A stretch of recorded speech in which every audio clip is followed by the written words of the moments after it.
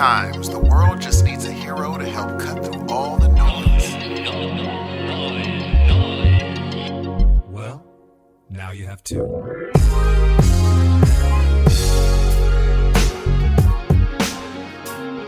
Good morning, good evening, good afternoon, ladies and gentlemen. Welcome to yet another episode of the Heroes of Noise. I'm one half of this dynamic duo. My name is Steve. What's happening, everybody? My name is Dan. Welcome to episode 179. It is a Saturday. It's approximately 8:15, and I'm here with my friend Steven. How's it going? I'm doing wonderful. It's a wonderful Saturday evening, you know what I'm saying? What more can someone, a 3-day weekend? Nice. 3-day weekend for you. I got a 5-day week. Whole weekend? Well, it started on Wednesday. You're going to be Thursday, off Friday, for Saturday, 5 Sunday. days? Oh, no, sorry. Wednesday, Oh. Thursday. Yeah. Wednesday, Thursday, Friday, Saturday, Sunday. I've been off since Wednesday. I had to make sure. I had to do that special math, Steve. Holy crap, dude. That's a wonderful thing. Yeah, it's been all right. It's been nice. It's been Been good. Been getting stuff done, cooking food and stuff. Oh, what kind of food are we talking about here? Oh, man, what did I cook this week? Let's see. Well, I started off kind of mellow. I went with just a simple spaghetti. You know, Oh, that's fair. it was only cooked over the range for, what was it? Maybe 6 hours. The sauce. Okay. Yeah, it was a beautiful thing. That was good. Then I roasted a chicken later on in the week. Yeah. Oh, you want to know how I roasted this chicken? No, I know you don't eat meat. Please. So it's okay, but you'll like the other part, even though you still wouldn't eat it, because the chicken was on top of a bed of vegetables in a roasting pan. So all that juice just dripped on oh my goodness, dripped all over the vegetables. It was fantastic. Sweet potatoes, Steve. Oh, come on. What are we talking about here? We had carrots. We had onions and all kinds of shit. It was good stuff. Carrots. Carrots. Yeah, we got to have carrots in a roast. I mean, you don't Unless have you hate to. carrots. Why, you don't like carrots or what? I do not like cooked carrots. I like normal eat carrots. Like Gail's the same way. She doesn't like them. I love them.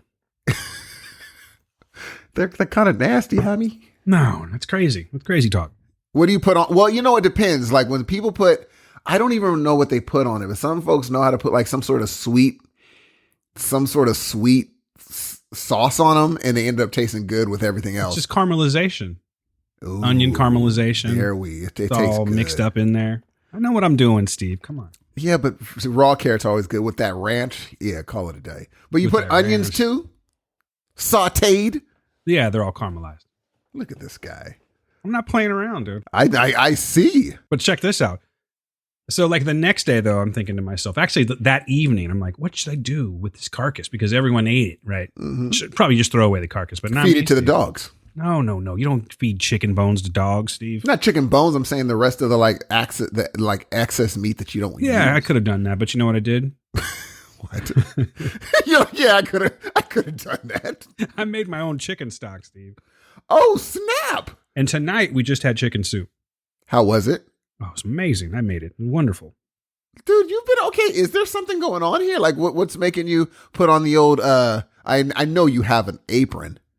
No apron for me. Don't be silly. This guy. Don't be a rascal. Come on, This man. guy. Everyone I know that cooks has an apron. It's only the second show over the years, Steve. Stop being so wacky. Gee, everybody I know that cooks uses an apron. Even if they're like, I don't cook much, but I have my apron.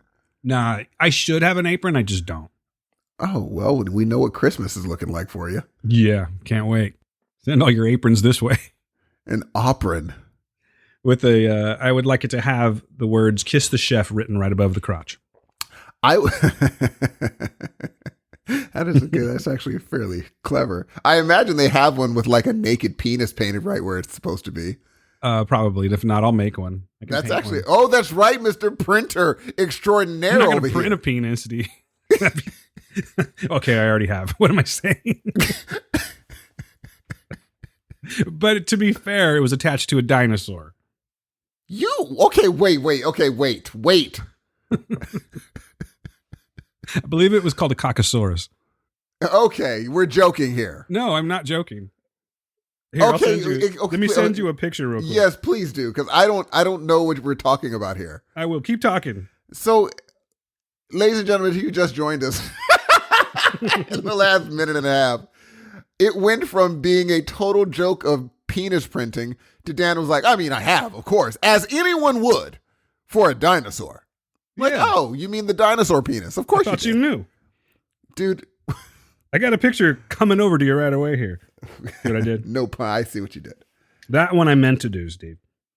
All right, here it comes. Check it out. All right, here we go. Drum roll, please.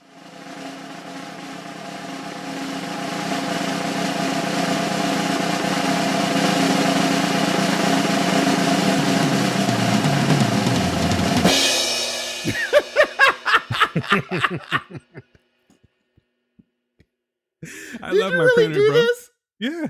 Dan, this is really good. It's not like I made it. I just printed it. It's a file. Will you stop taking away from your gift?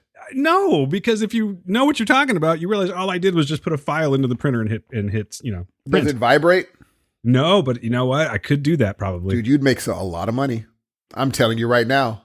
I'm sure someone's already done it. You know what I was thinking about doing with those is making some that are like probably, I don't know, 2 inches high, and just printing up like a shit ton of them. Yeah. Like the whole bed is just filled with these little cockasauruses. And then I just want to leave them all over town. Or at work. Probably not at work. That'd be a bad idea. Unless I was not working when I was there. But just leave them in little spots for people to pick up and go, oh, look at that. It's Cockasaurus. Here, the only problem with that right now is that people will be afraid to touch it because of Omicron. Oh, Omicron, Schmomicron. Gee. I ain't scared. You ain't scared of no Let ghosts? me tell you what, son. Yeah. Everyone at work dropped. You know who didn't? The kid. I think you already had it. Fast forward 5 days later. Steve, tell everyone I love them.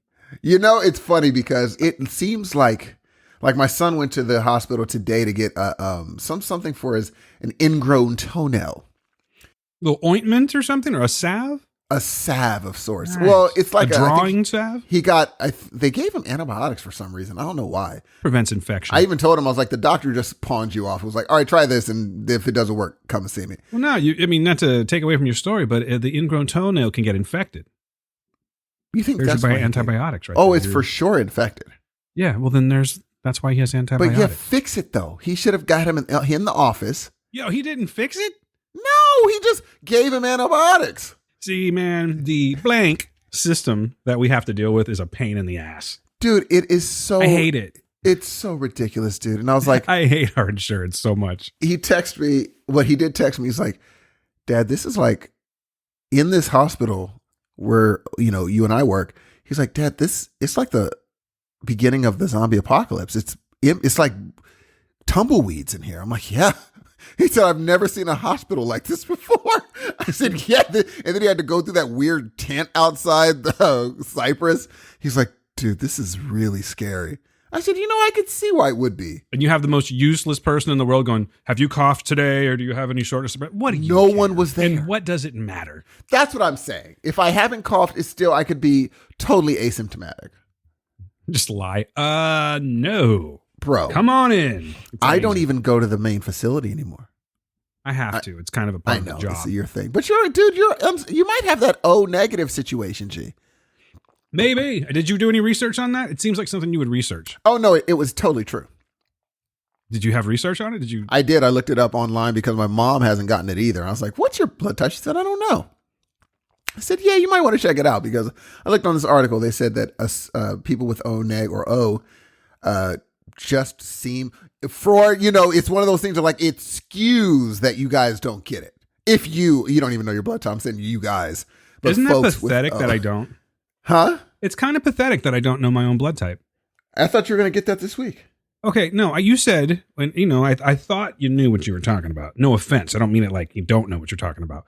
But you said, look on our records, like old labs, and see if it's there. It's not there. It's not there? It's not there. Huh. But I can tell you that I don't have, I have my hemoglobin's good. I don't have cirrhosis of the liver. But yeah, your O blood type is less likely to get COVID. Maybe I'm superhuman. And cannabinoids are somehow I don't know what you're talking about. They do help. And it's in the NIH. It's on their website saying, hey, it's found that cannabinoids aid in people not getting COVID. So maybe that's why you haven't gotten sick. Gee, I've been trying to do that CBD. I don't know if it counts. They said if you take the real stuff, it counts. But these random over-the-counter joints apparently aren't real CBD. Like, they're not legit. Yeah, I'm not buying the CBD thing anymore. Not necessarily the actual CBD, but like you can go into any any place now, little smoke shops, liquor stores, they have CBD. Yeah, that's not Something real tells stuff. me the quality just it's like kind of teeters off once it hits the liquor store. Absolutely. If you go to a legit place, they have it for real, and they'll tell you how much to take a day. And apparently, it's actually good. But these little pill things you can get like at Walgreens, yeah, don't do it, Jay. Don't do it. Do not do it. But yeah, I also, you know what, I was talking to a mutual friend online on Twitter. I think you know who he is, from the South. Yes. And we were going back and forth, and I was like, hey man, give me the skinny on microdosing. And he's like, well, he does not microdose, he regular doses. But he's like, well, it seems like a good way of, dipping your toes into the water. Probably you're going to want to do microdosing for LSD and not psilocybin, because psilocybin has more of a chance of you getting, a little bit queasy. I was like, so I'm looking into the old microdosing. But you're also, natural versus man-made. You know what? That's true. Because I would be getting extract from psilocybin, not drinking it through the tea. Like even with tea, people are like, yeah, queasiness comes with the territory if you get it through mushrooms. That's just what it is. And you just got to get over it. My brain would not get over it. They'll be like, you're about to puke. Here comes the puke. You're going to puke, puke. Now, immediately. But they're like, LSD microdosing is a little bit better. So I'm looking into it. There are some doctors in Los Angeles that do it. Hey, you know how we've always talked about the ayahuasca thing? Yeah. So I won't use this person's name. Okay. He is a Facebook friend of mine. He is, and I can say this because if you're friends with him on Facebook, and there's some people that are listening that are, then you'll know what I'm talking about. I'm sorry to be cryptic, but you never know. Like someone can lose their job or something. Dude, you really don't. So Yeah. I'm not going to be, leave His it to job this show might randomly of all listen. shows. Yeah. that he isn't really like, he's more of a PCL guy. Okay. Uh-huh. I don't even know if he listens to us, to be quite honest with you, but I know him through PCL. And he put up on his stories for Facebook this week that he's in Peru. Holy piss. And he took some video of himself on ayahuasca. And my man, I have never seen a more joyous face. Like I'm not going to be stupid. It looked orgasmic kind of. That's beautiful, man. Yeah, dude. I was like, I want to be doing that. He's in a hammock and he's filming himself like selfie video. And he's just got this smile that sober people don't make this smile. Do you know what I mean? Yeah. That's the best way to put it. If you, you're completely on something, but it seems so wonderful. Like he said, it's just like one of the most blissful things ever. I don't know if I would have gotten on. Maybe it was like a video from like before, because I don't know if I would have gotten on Facebook while I'm doing this just to let my friends know. So I'm thinking maybe he just had video of it and said, I'll come back to it later. I don't know. A little jealous. Maybe he's done it before, and so he's just going to be like, okay, the first time was just for me. The second time I'll put it on, I don't know, but I'm pretty jealous, man. It seems like something that I really do feel like I want to do this. And it's not like, because I want to get fucked up. No. You know what I mean? You would get in touch with another side of yourself for sure, but it's just the puking, dude, and the diarrhea. I can't do it, man. I don't know if I can do it. I want to do it if there was a way to do it without that part, but they're like, no, the purging is essential. You're purging the darkness. What is it though that's getting you? Is it because you might be around other people and No, I just don't like nausea. Oh, no one likes nausea, but sometimes you have to climb the hill to find the goods. That was supposed to sound so much more spiritual, and I just but that's good because it didn't bother you at all. You got to go through a rough patch before you get to the good stuff. There we go. You're just like, yeah, I'll do it. Let's do it. I would. Yeah, Portia loved Peru. She didn't do that, but she loved Peru. Yeah, man, I totally would do that. It's not, I don't know. It's like at this point, why not? The funny thing is we're not going backward. No. And I've gone this far. Exactly. I've gone this far. And it's not like I feel like I've hit a brick wall or something like that. But what if there's this whole other avenue I've never even thought to go down? Well, I think as others have, as specifically him, he's like, hey, you want to start, that's like jumping into the deep end, ayahuasca. He's like, start with like LSD and psilocybin, and then you could jump into a shaman in Peru. Well, I've already done those. I mean, it's been years, decades. How was it? Well, I did it multiple times, so I guess it was okay. At just some point, I had to stop. You don't get sick, though. Your stomach is iron. That's not true. What are you talking about? Think about what you just said. No, I'm talking not from that stuff. Like in normal life, like if you chew a gummy bear wrong, yes, you'll puke. Yes, but do you remember the conversations that we've had multiple times where I was puking like almost every day? That's what I'm saying, but not for, I'm saying normal things will get you sick, but if you take LSD or take whatever, you don't get sick off that stuff. That's not going to make you sick. Just normal life and food. Your stomach will get weird. Psilocybin got me. Oh. Big time. But then it was like, again, it was kind of like that, there was that rough patch, and then it was almost like instantaneous. The moment you've purged, it's a whole other thing. You're on to the next step. I don't know how you do it, bro. Open your mouth and you let go. You do it. Just, lean over a bush, depending on where you are. I know, but it would ruin. It feels like it would ruin my whole groove. You know why? Because you'll forget about it. Oh, you know what? You're right. Yeah, I'm trying to think of something to compare it to, but I really can't. And quite honestly, it's been so long that I don't have that insight anymore. I would imagine if a woman gives birth, she doesn't exactly. She remembers the pain, but somehow she'll do it again.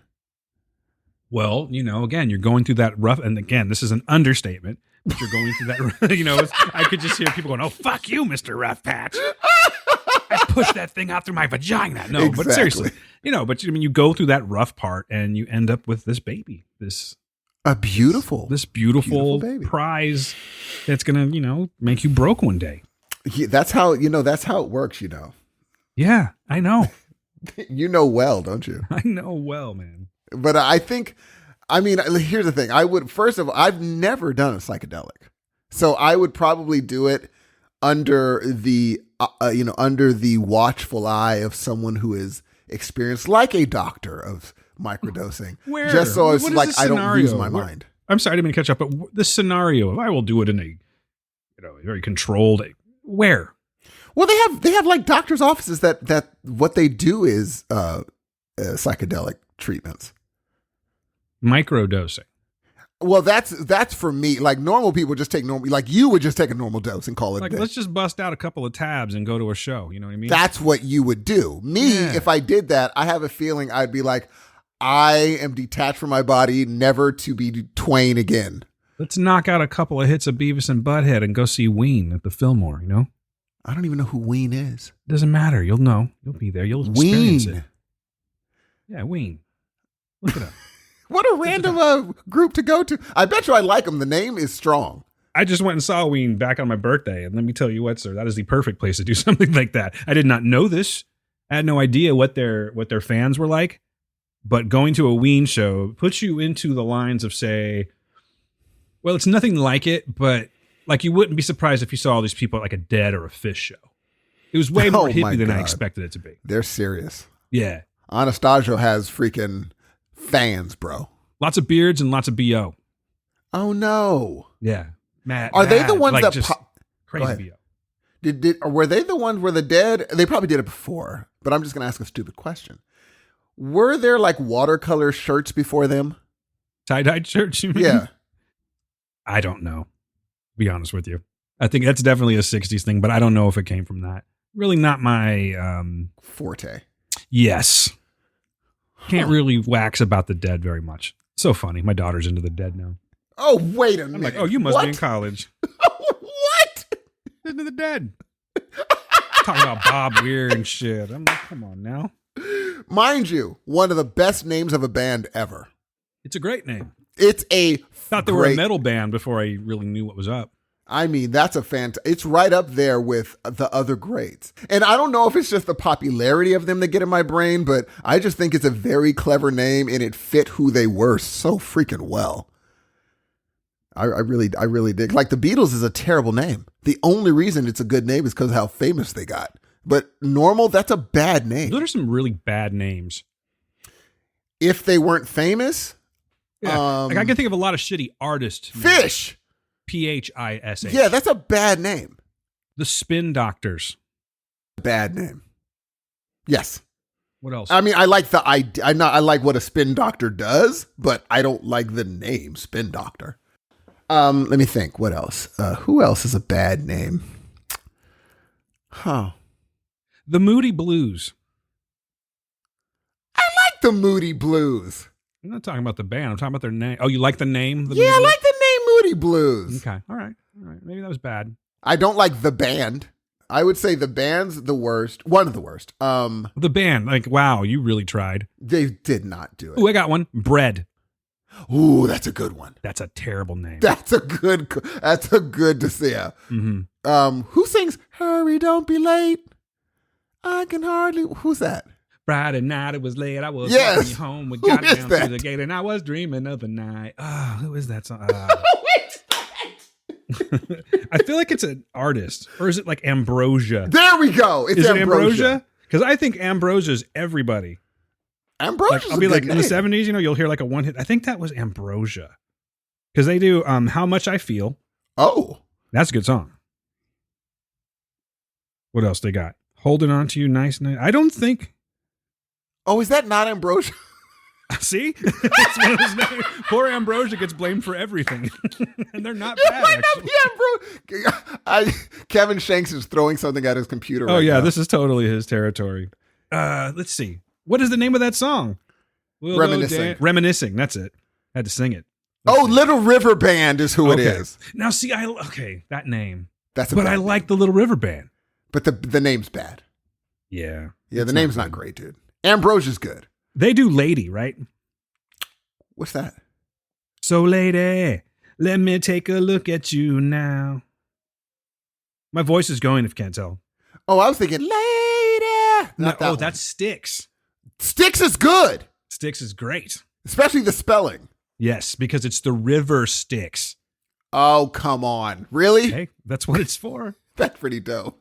It's very good. Yeah, Reminiscing. I had to check. Yeah, that I Little love River Band and Reminiscing. Lady is a fantastic song. Great intro. Great piano intro.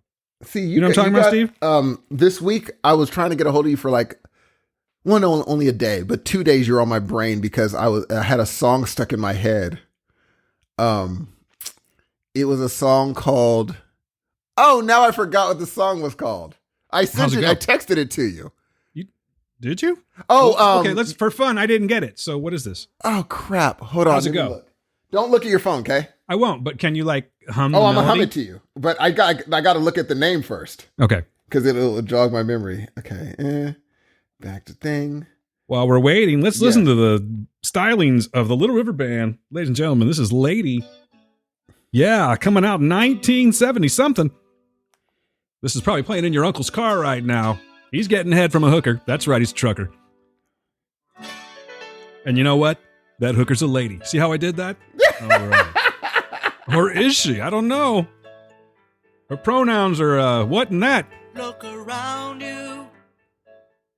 That song, Steve. You know that one? I do not know that song. That's a fantastic song. But now I I just gotta didn't let hear it it. build up. I got to listen to this song because now I forgot how the song goes. That's how bad it was in my brain. It was stuck there and I couldn't keep. Hold on, here we go. Hold on. Can't listen. We've got all day. Oh, there it is. There it is. There it is. Okay, ready? So I was sitting there at work and I was like, Oh, Holiday Road. Okay. Lindsey This was Buckingham. in my head for about 3 days straight. And I was like, what the hell song is that? And someone was like, just Google it. And you know me. I'm like, No. Did you take it to TikTok? Did someone show you? Will not do that. So Why not? finally, I was You're a on little the phone with embarrassed my of this mom. one. I was on the phone with my mom. I was like, Mom, I can't take it anymore because I called you and you weren't available. I was like, Mom, what song is this? She's like, I don't know, but I have a feeling it's on National Lampoons. I said, Yep. why? It's the theme She said, song. because that's immediately what went into my head. And sure enough, she sent it to me. I was like, oh, thank you. Oh, thank you, God. Because I could not, I would get that confused with Lido. I was singing Lido instead of that song. Boz Scaggs. Yes. And so Lido, it would I'd be like, oh no, that's not the song I'm thinking. And I would be paused in the middle of the hallway at work, like looking into the distance, trying to get the two songs to separate. And finally, like that's the night I called you, but you were, it went to voicemail. So the next day I called my mom and she alleviated my issue. What a great movie. Yeah. Oh. That's such a good chorus, dude. It really is. Wait a minute, what year did that come out? Wow, that is a good question because I don't know if it came out specifically for National Lampoon's Vacation or not. It smells like it. So let's see. Let's see here. 1983. When did Billy Joel Real quick though, before we go on, just hold on to Billy Joel, okay? Okay. See, now I think this was made specifically for National Lampoon's Vacation because this comes off of the Holiday Road EP, only 2 songs, and this is the second song. It's the end of Vacation. Oh, really? Yeah. Oh, wow. I think that's when they're doing all of the slideshow kind of thing. That's a good movie, dude. That is a great movie. That's a really good movie. What's your favorite Vacation? Oh, Christmas. It's definitely tied with the original for me. Worst one has got to be Vegas Vacation. Vegas was terrible. But I think there might be some vacations that exist that we're not even like straight to video stuff. Oh, no question. That don't count. I don't think Chevy was in straight to videos. No. So anything that Chevy's not in is just completely disregarded. Yes. So we're talking about the 4. Okay, here's a better question for you. Who were your favorite Audrey and Rusty? Oh, my girl, shoot. What's her name? I'm assuming Juliette Lewis. Juliette Lewis and Homeboy, yeah. Those are my 2 favorites. Dad, I'm really miserable. that's all she did in that one.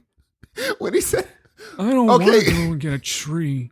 You have to be. I don't know why she sounds like that chick. She sounds like Stifler's mom when I do it for some reason. The thing is, it's corny comedy, Jay. It's really like it's stuff for us to laugh like when he met that really pretty helper at the customer service when he was like, nothing could be hotter than. I'm just like, why am I laughing at this? This is so goofy. It's so goofy, but it was like, it reminded me how good Chevy Chase was in his prime, dude. Be like, time to get out that Yule log. I don't have a log. I mean, some people have a log. I don't have a log. It's so stupid. She's all, can I show you something?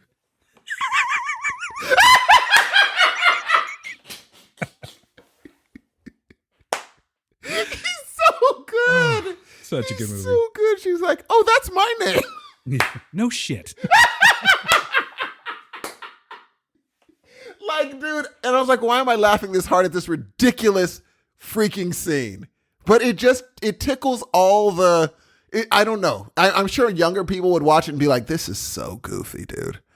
But for me, I just was laughing so hard, dude. Oh, man. Just the in-laws, both sides. Oh, come on. All that family. And then, of course, Randy Quaid showing up. When he wasn't a lunatic. Or was he? You know what? You make a great point. You don't know that. You just liked a role he was in. And we could say the same thing about Mel Gibson. Oh, At some point, we just went, oh, shit, this man's insane. This man is stone cold crazy. Yeah. And I know Chevy Chase is mean on set he was hard to deal with on Community, but I don't know if he was like that before. I heard he's like that pretty much all the time. Oh, are you kidding me? Even in the SNL days. Oh, no. Yeah, man. Because he was the shit back in the SNL days. He was so funny, dude. Yeah. He was and he also had the stature. He was walking over there like head and shoulders over everybody. He's just a big guy. He carries himself that way. Yeah. So he literally and figuratively looked down on people. That's so sad because he was so funny, man. He was one of he ran those decades.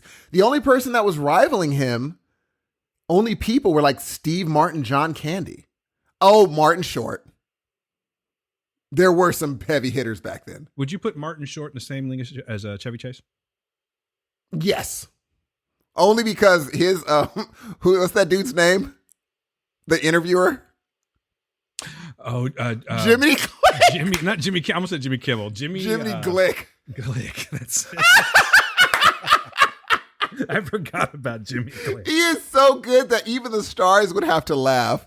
Like he'd say some off the wall stuff. And I'm like, man, he is. And it wasn't written down. He's just funny. Yeah. And those prosthetics were perfect too. Oh, it was freaking when he interviewed Steve Martin just couldn't get through it. He's like, this is ridiculous.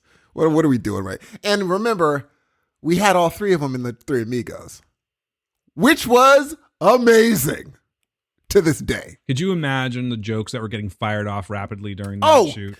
How did they not get the bloopers? I don't know. Oh my God, how did they not get the bloopers? That would have been fantastic. Dude, I need to watch that again. I need to watch Three Amigos. I know it holds up. I watched Three Amigos probably a year ago. How was it? It does hold up still. I mean, some of the jokes don't quite make it, but it still holds up pretty goddamn good. Now that I'm thinking about it, it's good, man. I mean, they call him El Guapo because he has a plethora of sweaters. Do you know what a plethora? Who wrote that line, G? That is so genius. That's exactly what I was going to say. That's just one of those lines that comes up every once in a while. You're like, yeah, keep it in. Keep it in. Just let it marinate. People will be talking about it 30, 40 years later. Oh, no. I think it was probably one of the writers. Someone threw out plethora, and the writer was like, I bet you that idiot does not even know what that word means. That's a great movie, man. That's a great movie. And that's one of those movies where someone's like, we're redoing it. I'd be like, don't. Yeah. Stop doing that, period. Just stop. That's true.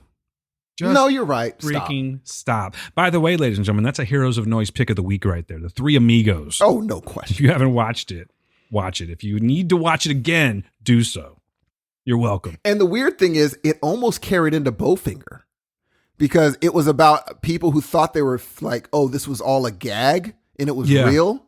And it's the same thing with Bowfinger. He's thinking, oh, this is a gag and it's real. Bowfinger, another good movie. Steve Martin also in that one. Directed it. Mm-hmm. And I mean, who wasn't ready for Steve Martin and Eddie? What a brutal combination. I mean, Eddie played two great characters in that movie. Finally was able to play a dork. Eddie Murphy is Buddy Love. Oh, dude. We're all over the place, but goddamn it, good roles. All these, I mean, look, I think do you think the age of comedic genius like that is just gone? I think that it is temporarily suspended. Unfortunately. People need to lighten up before we can get comedy like that again. That's just the truth. And I don't see that happening. I think the tough part is also when you have a comedian that no comedians right now are in the position not to take themselves seriously enough to do a movie like that. Three Amigos, you have to really not take yourself seriously at all. The biggest comedians in the world are just not going to put themselves in that situation. Just not.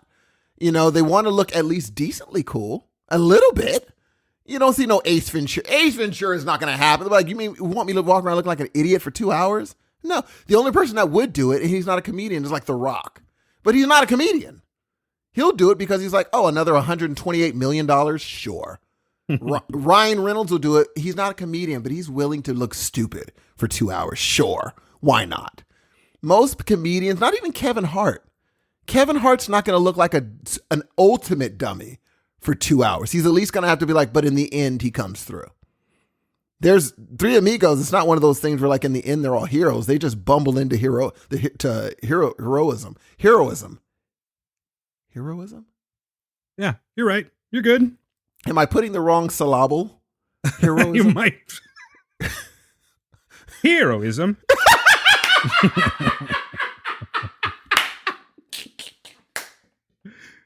Oh, man. Honestly, Steve, I mean, seriously, man, not to go on any kind of like, I don't have a lot of ammo here or anything like that, but it's just, it makes me sad that we can't have comedians the way that we used to. Oh, no. Here's one thing. It might be true. Like Cat Williams, out of anyone, he's like, he said, times move forward. If you can't still be funny, maybe you're just not funny. I said, you know what? Cat Williams is correct in this situation. Same with Eddie. Eddie was like, yeah, we shouldn't be able to say what we used to say. He said, I listen to Raw now and I'm like, Jesus Christ. Well, I think there's certainly limits. It's not like I'm, hey man, I really need to hear the the F word. No. You know, it's not that. It's just everyone is very sensitive right now for good reason, but still. But if they make a legit funny movie, it's undeniable. Like a movie I saw this week that I texted you about. I'm like, dude, that's just legitimately. I was on the couch laughing, and nothing sketchy happened. It was just funny. And I'm like, but again, you have to put yourself out there looking like an idiot. And, one of the people in this movie is just willing to look dumb. He's just more than willing. And no comedian's going to do that. No comedian's going to do that. You mentioned Ryan Reynolds. Did you know that they got signed on for 2 more Red Notice movies? Yes, dude. Oh. It's just fun. It's like one of those things like, you don't want to watch it, don't watch it. They were fun. But it pushes one of them into people actually thinking they can act, and they can't. I'm going to leave her alone. Dude. You see that clip going around on Twitter? Mm-mm. She just says something about, as far as something, all you can drink in the Nile. And they said, you see how bad that one line was that just one line is all she had to do right. And it's bad. It's just bad. Bruh, it's over, man. It's one of those things where she fuck it. We've been through this 100 times. We know. I'm not disagreeing with you at all. Yes. Oh, here we go. Listen, hold on. Have you seen South Park's post-COVID? I did not. Okay, hold on. All right, here we go. But Steve, what I was going to tell you is comedy's pretty much going to be like this from now on. Wow. Jeez, what's the deal with these Mexicans, huh? I mean, they have fabulous food, their country has amazing beaches, and they're really fantastic people. Today I was on the subway, and I saw an ad for the Center for People Who Identify as Homosexual but Were Born Bi. Have you seen this? Have you heard about this? I'll tell you one thing. Those people are brave and deserve every ounce of our respect.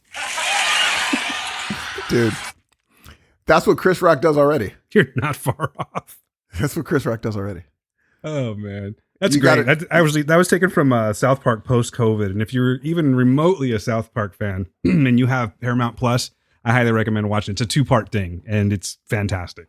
Speaking of South Park, do you hear what the Trey and what was the other guy's name?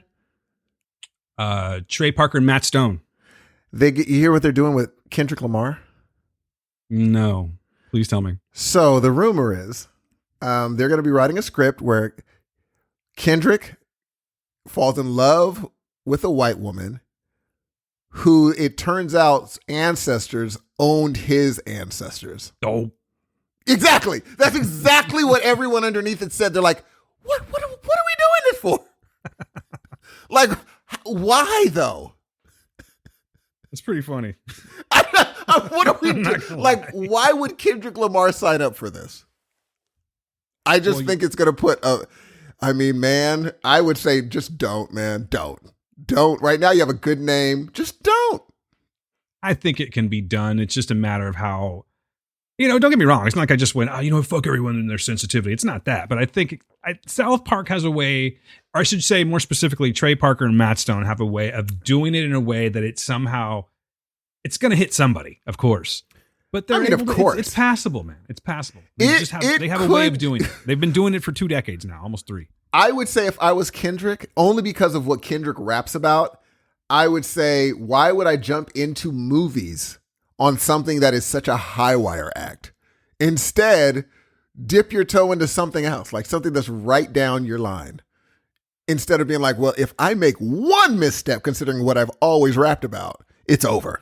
Well, I'll give you that because I don't know any of his lyrical content. Oh, yeah, he's the wrong person. I don't know if he's the right person to do it. And it might just be, it's one of those things where it's insider news, but I'm like, I'm waiting for someone to say it's not true. I'm hoping, Trey and Matt come out and be like, no, so far nothing. And again, I mean, they were able to, just like the Boondocks, they were always able to, when they said that they were going to reboot the Boondocks, I still was just like, you couldn't do it today. You couldn't do the Boondocks today. No freaking way.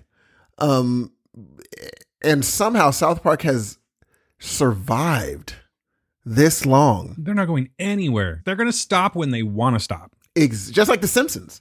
The Simpsons are going to stop when they feel like stop. I didn't even know they were still on.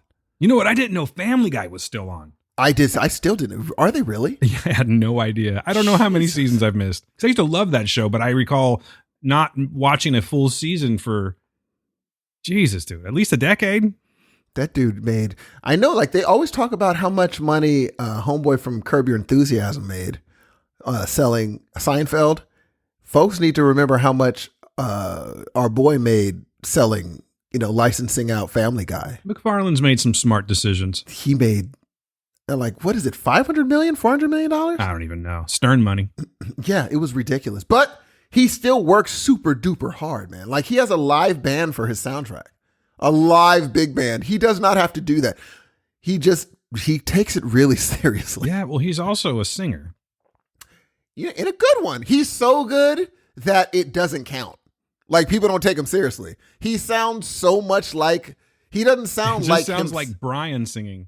Exactly. He sounds like a normal good singer. I'm like, you don't really have you have a good voice, but it's nothing it sounds like Seth MacFarlane. It sounds like, it's a good voice. I was just referring to the fact that I've heard some of his live stuff, and to me, it sounds like Brian the dog singing the songs. It is because really, that's just his voice. Yeah, it is. I remember he sung a song on South Park called "You've Got a Lot to See," and that's when I knew, oh, this guy can sing legit. Like this is a hard song to sing, and he's doing it like no problem. I knew he was going to make an album. He still makes albums, and I don't think he makes it for like, I want a massive fan base. He really just likes recording albums, and if you like it, good. If you don't, that's fine too. He's not banking his career on it. No, he's just having a good time, and I like that his ego's not hurt by him not being number one. He's like, whatever. I've always wanted to do a big band album. I got it. I think he's appreciated amongst his peers and people that have like musical tastes that are similar. And I think that it's just one of those things where he gets to go do a show every now and then. I'll throw an album out. It's not a big deal. He's got the Orville. Yes, I love that he's keeping one of the many that are keeping big band music alive, because without people like him, once Harry retires, and I'm not even talking about Bublé, once Harry retires, then I don't know what's going to happen.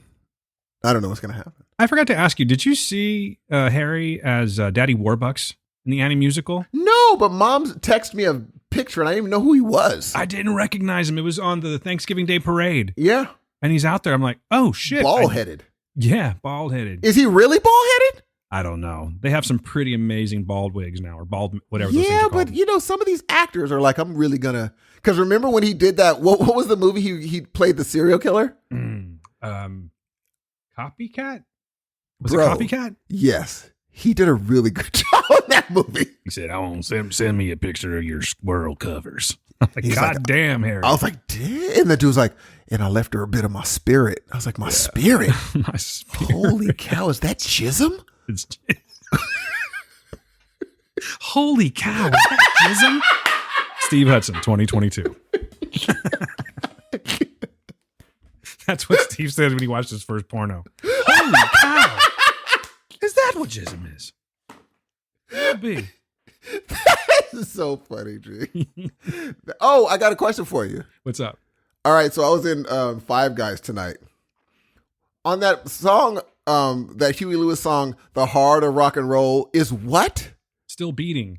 Oh! What did you think it was? I didn't know. I kept on because you can't really hear, and I didn't want to Google it. I wanted to try to hear, but people were talking. I can't be like, shh. So I was just like The Heart of Rock and Roll. And I was like, maybe it's because I thought it was like the beating. I was like, but why would it be the beating? The heart of rock and roll is the beating. And I was like, okay, hold on. And I was like, oh, the heart of rock and roll is to beat them. I was like, to beat them, huh? I was like, but what would that make any sense? That would be like so a the goal. whole way home, I was like, I'm going to text Dan. Man, why don't you just pull up like Google lyrics? I will.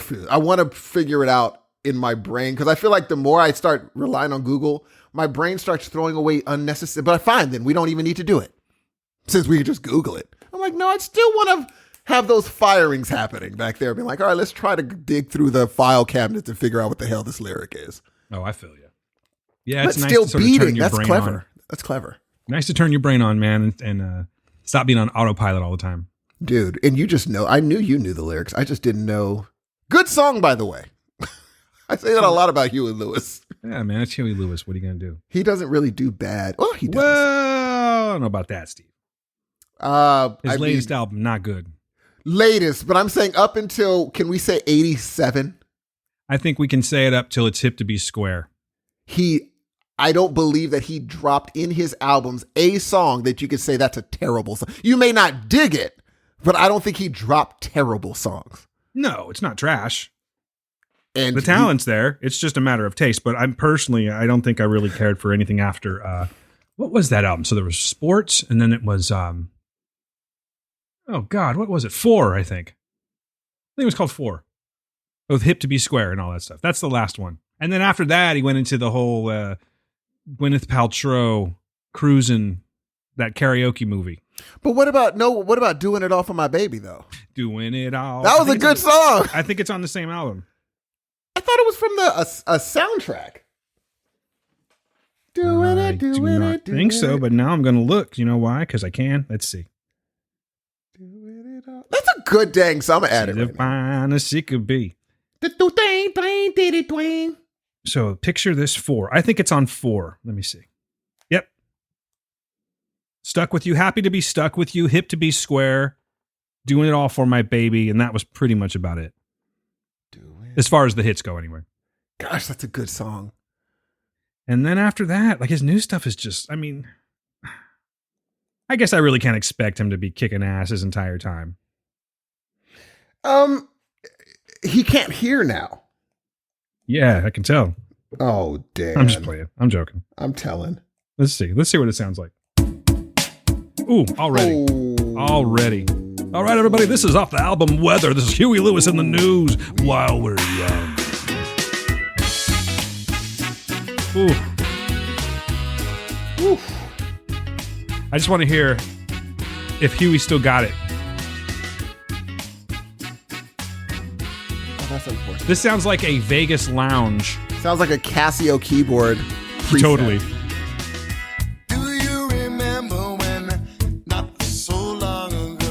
Still can sing. Yeah.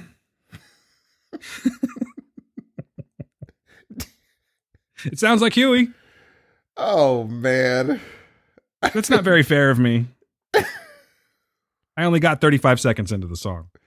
Jeez Louise. It can really take a big turn in the next minute and a half. You never know. I mean, look, man. He did.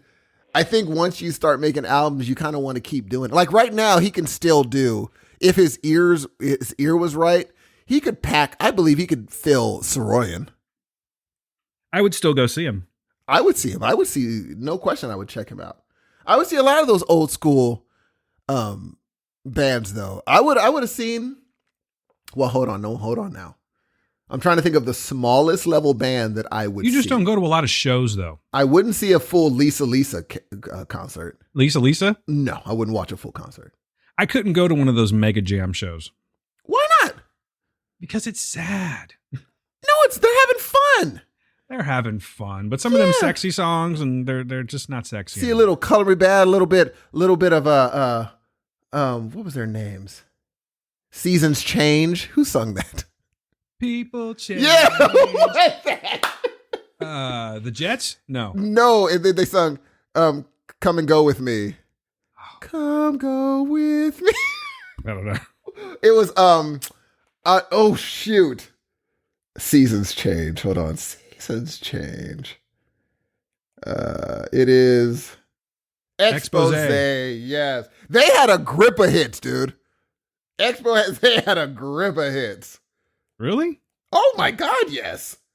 And the ones that you know too. Not a grip, maybe 5. I don't know if I know 3. All right, ready? Here we go. Oh, hold on. Let's see. I think if this is the one, and I think it is. Point of No Return, you know. You taking me? Yeah. Is that it? Oh, shit. Oh, come on, man. Come on down to the Lighthouse on Friday nights. Lighthouse. You don't know about the Lighthouse, huh? I do not know what the Lighthouse is. Playing the hits of the 90s. DJ Dizzy Dan. All right. Point of No Return. So that's 2. Seasons change. Oh, shit. You're right. Here we go.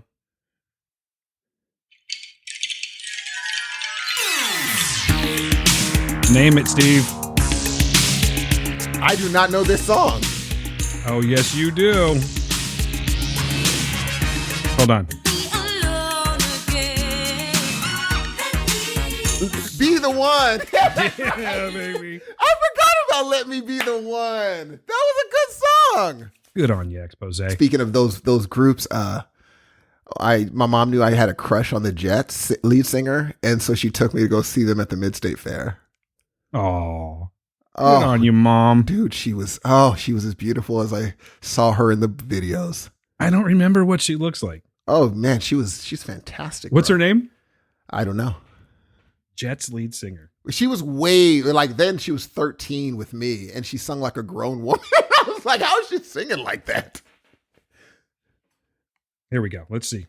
I just want to see your takes. Oh yes, her name was Elizabeth Wolfgram. I love Hawaii. Yeah, that's right. They were Hawaiian, or were they Samoan? I think they were Samoan. You're right. Samoan. And then they had that last song, "Rocket to You." That was a hit too. Oh, listen to this, Steve.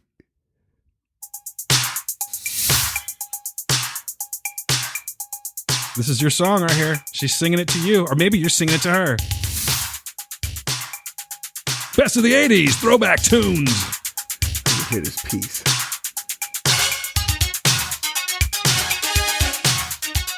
Name that tune, Steve. I already know it. I just got to hear the rest.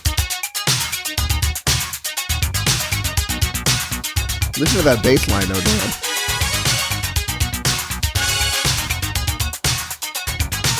We don't have all day, Jets.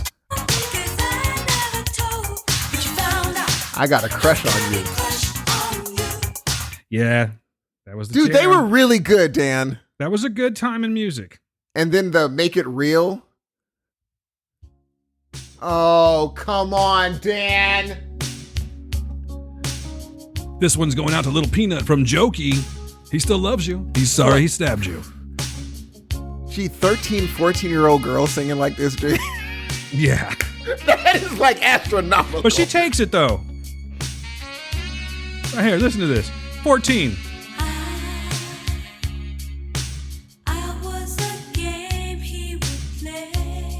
Wow, man.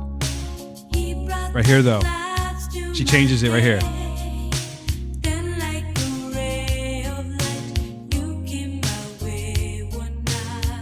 Wow. Dang, I could just sit here and listen. I really could. Forgot we had a podcast going on. When we're done, I might have to go into my room real quick and be like, all right, let's play. Let me just get one time through. Sing this song. Because that's a good song. We might have to. You couldn't go to the Mega Jams? Maybe. But it doesn't sound like that anymore. That's true. They don't get along anymore. Well, there's a lot of them. Yeah, statistically speaking, they shouldn't get along. You know, did you see the video of a side note of a dude from Comedy Bad pushing the guy on stage yesterday? He did it again?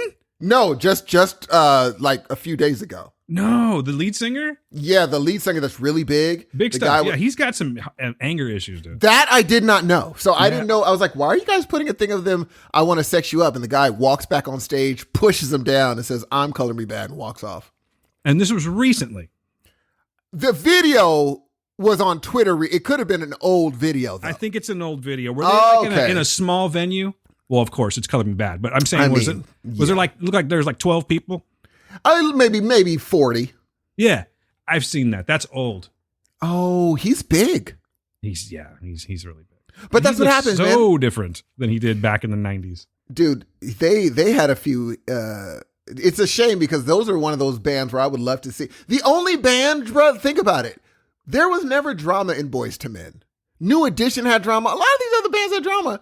Say what you will about Boyz II Men. They kind of kept, fairly up. They kept their head above water, man. It's that Motown Philly thing. You think that's what it is? I think it's what it is. It's just that Motown Philly sound. You know what I'm saying? It's not this. Oh, this is good. A little beatboxing for you, Steve. Oh, yeah. Gee, 90s aren't. Come on, man. I'm gonna take my shirt off real quick. Oh, Was look. this 89, 88, or 90? This was 90s, man. This Jesus, was dude. 91. How good is this beat already? This is my man though. Big stuff singing right here. Come inside, take off your coat, I'll make you feel at home. Now let's pour a glass See, of here's the thing. wine, 'cause now we're When these songs were out, Steve, I was like a total metalhead, and also listening to like transitioning from like metal to like Nirvana and stuff like that. But I also had like hip hop roots too. But this was my secret shit that no one knew I was listening to. Dude, it's good. Yeah, it's very good. It's like legitimately good. I can fully admit it now. But back then, I was like, I like this song. I just can't be caught with it in my car. It's one of those things where you don't buy the album. You just buy remember the CD singles? Of course, dude. Yeah, that way if you got to chuck it out the window real quick, it's cheap. I used to go to the warehouse on Sean Valentine. Oh, damn, that was a good store. That was a good store, though. You know it was. It was a really good store. I was so sad. I remember when they closed that store down, they turned it into it was the first thing that they put there was a Spirit Halloween. Oh, really? Oh God, I was crushed, Dude. I was happy on one hand because I'm looking at Halloween stuff, and on the other hand, I'm like, oh, that's where the bargain bin used to be. They used to have the bar, and then the $4.99, $3.99 CDs. Damn, It was never empty. We would always just be thumbing through CDs. A bunch of people would be in there. Jesus, people like stealing them CDs and then taking them back. It's true. But now you can go to Rasputin's. Yeah, it's not the same. I don't know what it is. It's just not the same. Everyone there is just so like, I can't be bothered. They're so over it. That's the cool thing to do, though. Yeah, it's that hipster. They're like unfunny Jack Blacks in High Fidelity. They're like unskinny bops. They're like...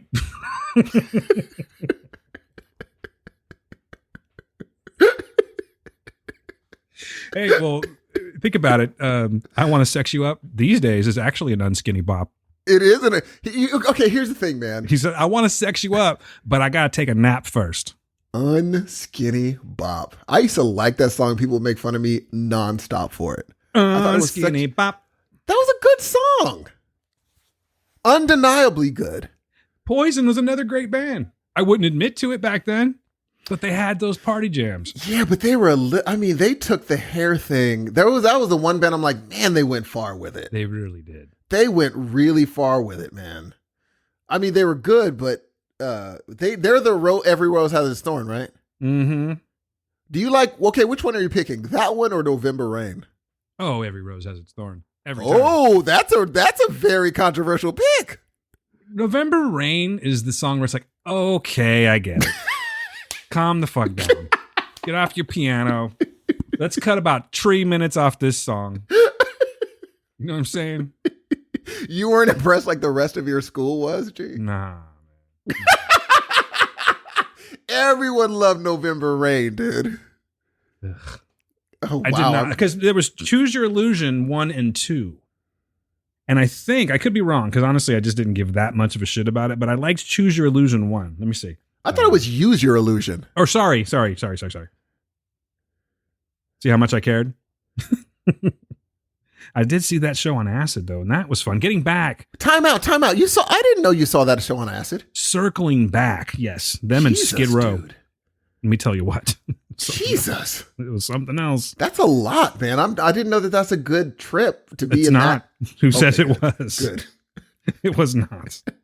I got really stuck at the end because when they walked off for their encore, it was Axl Rose. So they stayed off stage for a good, you know what? Honestly, I was on acid, so it could have been 30 seconds, but it seemed like it was 15 minutes. Jesus. And they had, they spell their name Guns and then N, the letter N, and then Roses. So they had like these lights that were just going Guns, N, Roses, and the crowd kept doing it. Guns. That is so cool, Roses. dude. Not on the trip I was on, it wasn't. Oh, yeah. Okay. I can't explain it, but it did not hit me right. Dude, that is such a good idea to put your lights. And especially, they were like Slash was it's just the whole dynamic they had was at the perfect time, bro. Perfect time for kids in my junior high. They thought they were, a few of my friends waited in line for their albums to be released. You know what? I'm sorry. I was still looking on the whole Use Your Illusion thing. And he did a good job of mixing those songs up where you had to buy both. Oh, really? Yeah, because they're not, and this is just my opinion, of course, but they're not great albums, but they have super strong songs on, like several of them, and then some of them are just trash. I don't know. Trash Now- is a bit rough, but Were there enough songs to have a double album, or could they just put that on one CD? well, no, they have. Let's see, Choose Your Illusion 1 has 16 songs, Jesus, I didn't know and that. then Choose Your Illusion 2 has 14 songs. Dude, that is so many. I did not know they recorded 30 freaking songs. And when you send out 30 songs real quick like that, you know what's going to happen.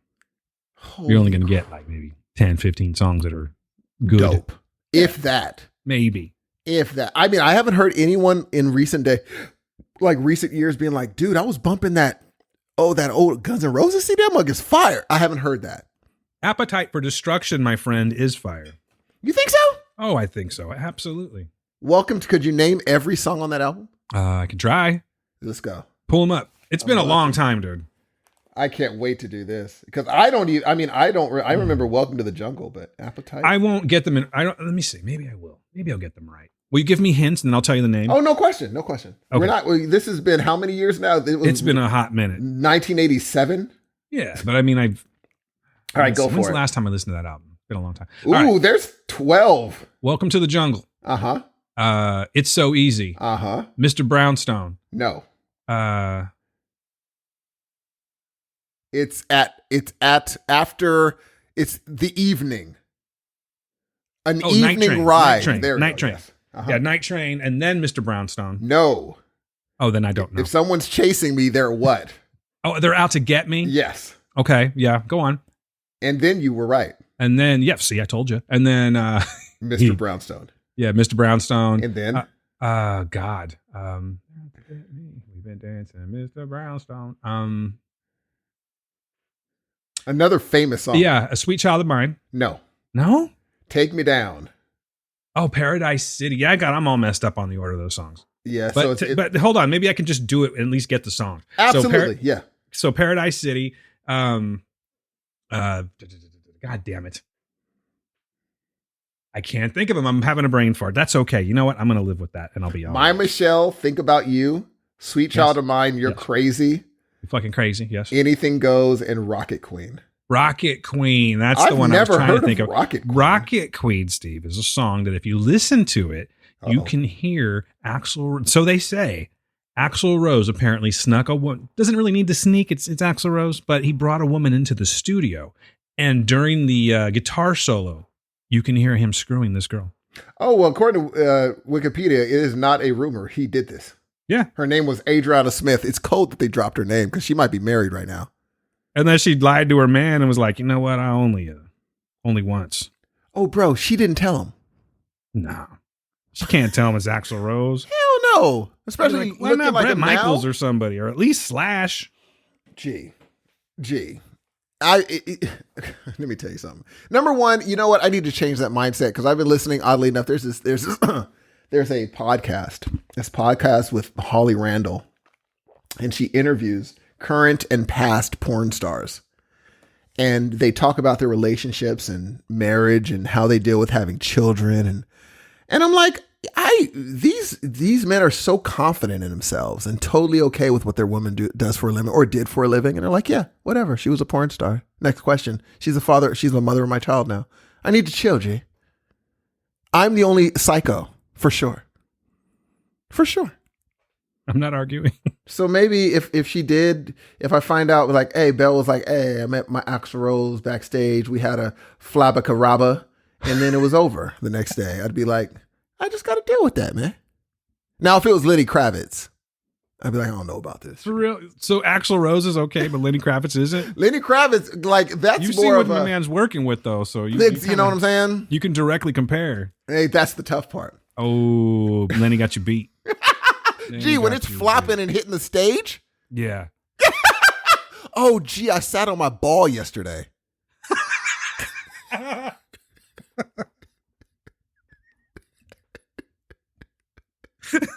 Timestamp, please. Yeah. Just go back. Timestamp this. Oh my God, I was at work and I was having because I got Chipotle And you know how you're so happy to finally get back to, you're like, oh, finally. And I put my food down and I sit, boom. I was like, oh. Yeah. It's no fun. I didn't even eat for like another half an hour. Well, you had that tremendous gut ache, I'm sure. Dude, it went right to my stomach. I said, I've never felt pain in my stomach. Oh, man, sitting on your balls is the When did worst. that start happening, bruh? Hey, man, welcome to the 40s. I could never sit on my ball before. Just think of what's to come. This is disgusting, but I'm going to tell you anyway. I had this thought. Right? Now, this is never going to happen. At least I don't think so. But let's just say someone is sitting down to move their bowels. Uh-huh. Okay. And maybe they're pulling that move where the toilet seat is up. Uh-huh. So you're putting it down as you're sitting down. Uh-huh. Could you imagine if one of your balls got stuck between Oh the toilet my God. and then you just drop your whole Do weight you on there? understand the pain? You're like, what just sprayed all over the back of the toilet? Oh my God. It's so horrible. Oh. I'm sorry, everybody, but that's something that I think about sometimes. Yeah, and I was watching Casino, you know what I do? Put his head in a vice. I'm like, you didn't have to put his head in a vice. You put his ball in a vice, and he would tell you every person that ever went through the organized crime.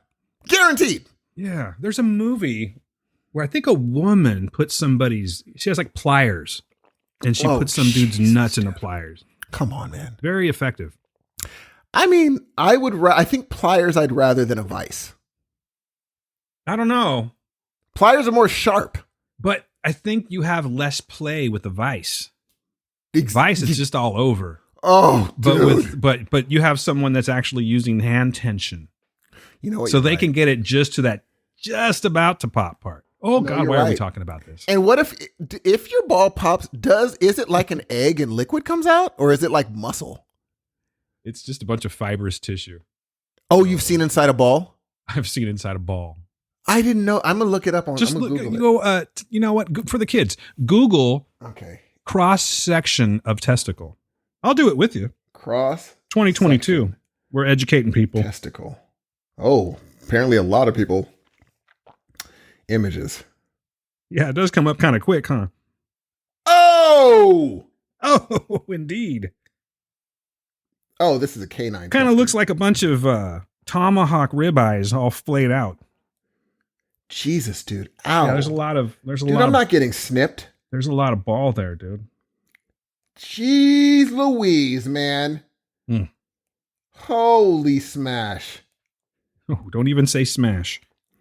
Yeah, Dan, I didn't know that. I was always wondering. In my brain, you cracked and stuff came out. Oh, I'm sure something comes out. I mean, your soul. Yeah, and a yelp. Oh, there's the ball. Oh, that's a bovine. Why do they have so many canine and bovine? They don't want to show human ones. Maybe you have to put in human testicle. I'm gonna have to because I get it because this is what they most likely would do a cross section with. You know, honestly, I didn't even type in human testicle. I don't even know what kind of testicle I was looking at. There it is. I wonder how many people are doing this with us right now. What were they talking about? Here's some nice balls sitting on your balls. It looks kind of like a kidney. A little bit. Are we done talking about balls now? Can we move on? Oh, his balls to Wikipedia. There it is. While you're looking at balls, Steve, here's Axl Rose screwing a woman.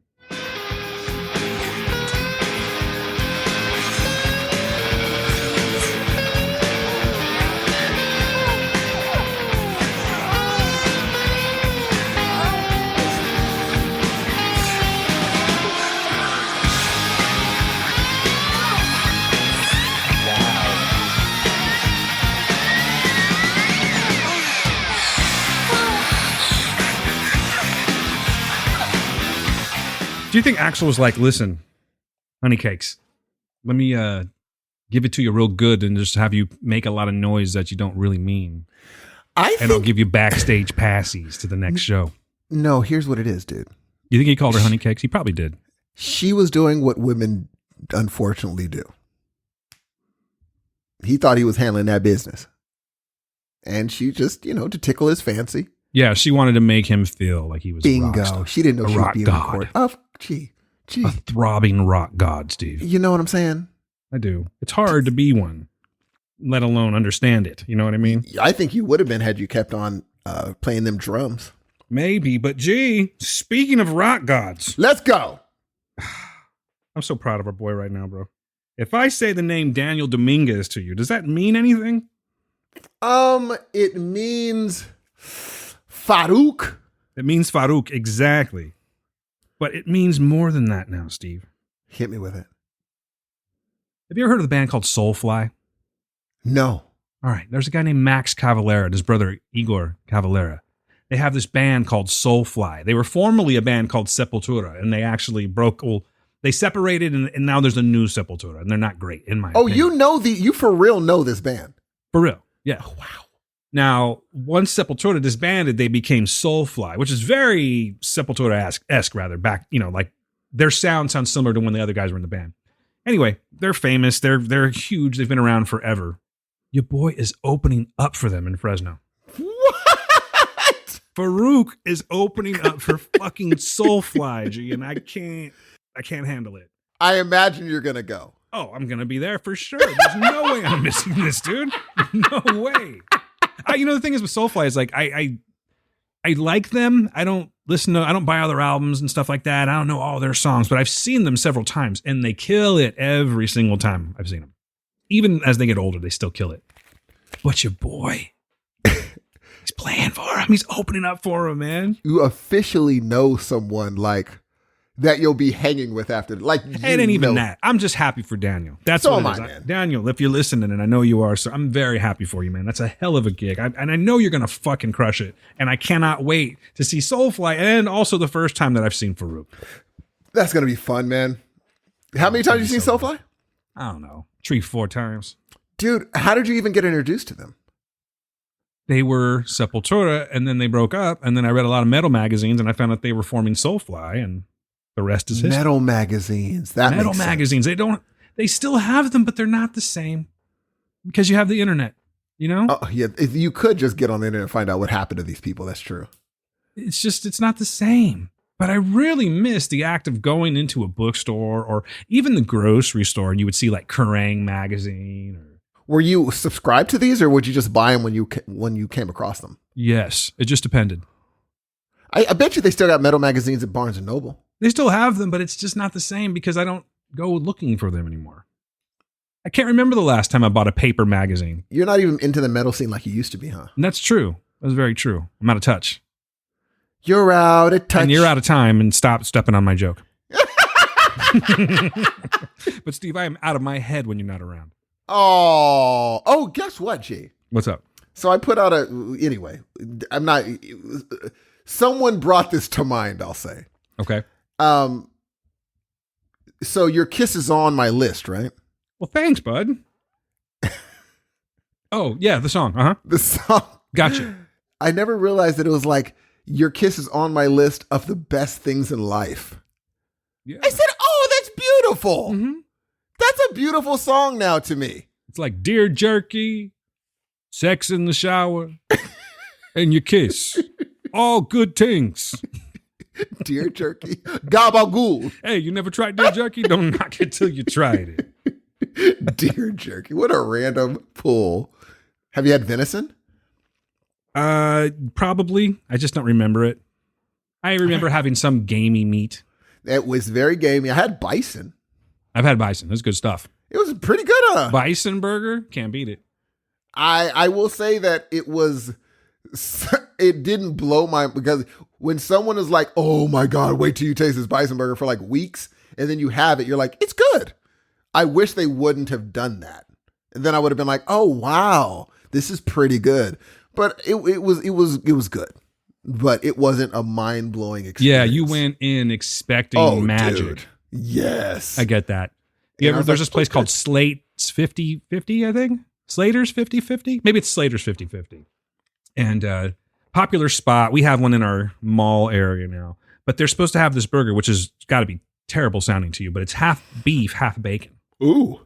And everyone talked about how good this was. I watched it on one of those shows where someone goes in and tries the food and rates it and stuff like that on the Food Channel. I don't remember which one it was. But ever since then, I've been wanting to try this burger. Finally tried it. Not impressed. It's salty. It's just all salt. Oh, dude. Yeah, it's not That good. could ruin a lot of stuff, man. Ruin Except my for day. even fries, it could ruin. Yeah, ruined my day. Did it ruin your day? It Ruin was a it? slow day, but it ruined it. You know Yeah, what I mean? but you know what? Speaking of which, and we're gonna get into the movies, but I just wanted to be like, Dan, I'm really proud of your recent decision to start cooking, and I'm trying to do the same thing. So, I may be calling you for some recipes. Okay, cool. Not a recent decision? What? Was that a sneeze? Excuse me. Yes. Okay, you know I'm going to clip that one too. So stupid. I have to, man. I don't know I mean, listen to this.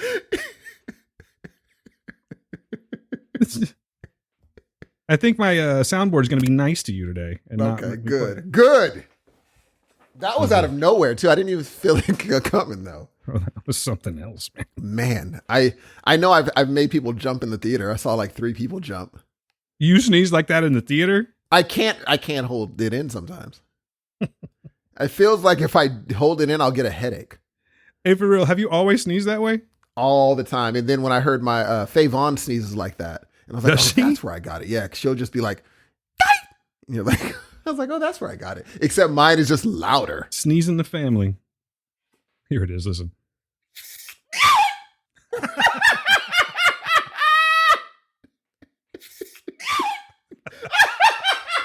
What's the thing at the beginning? One more time.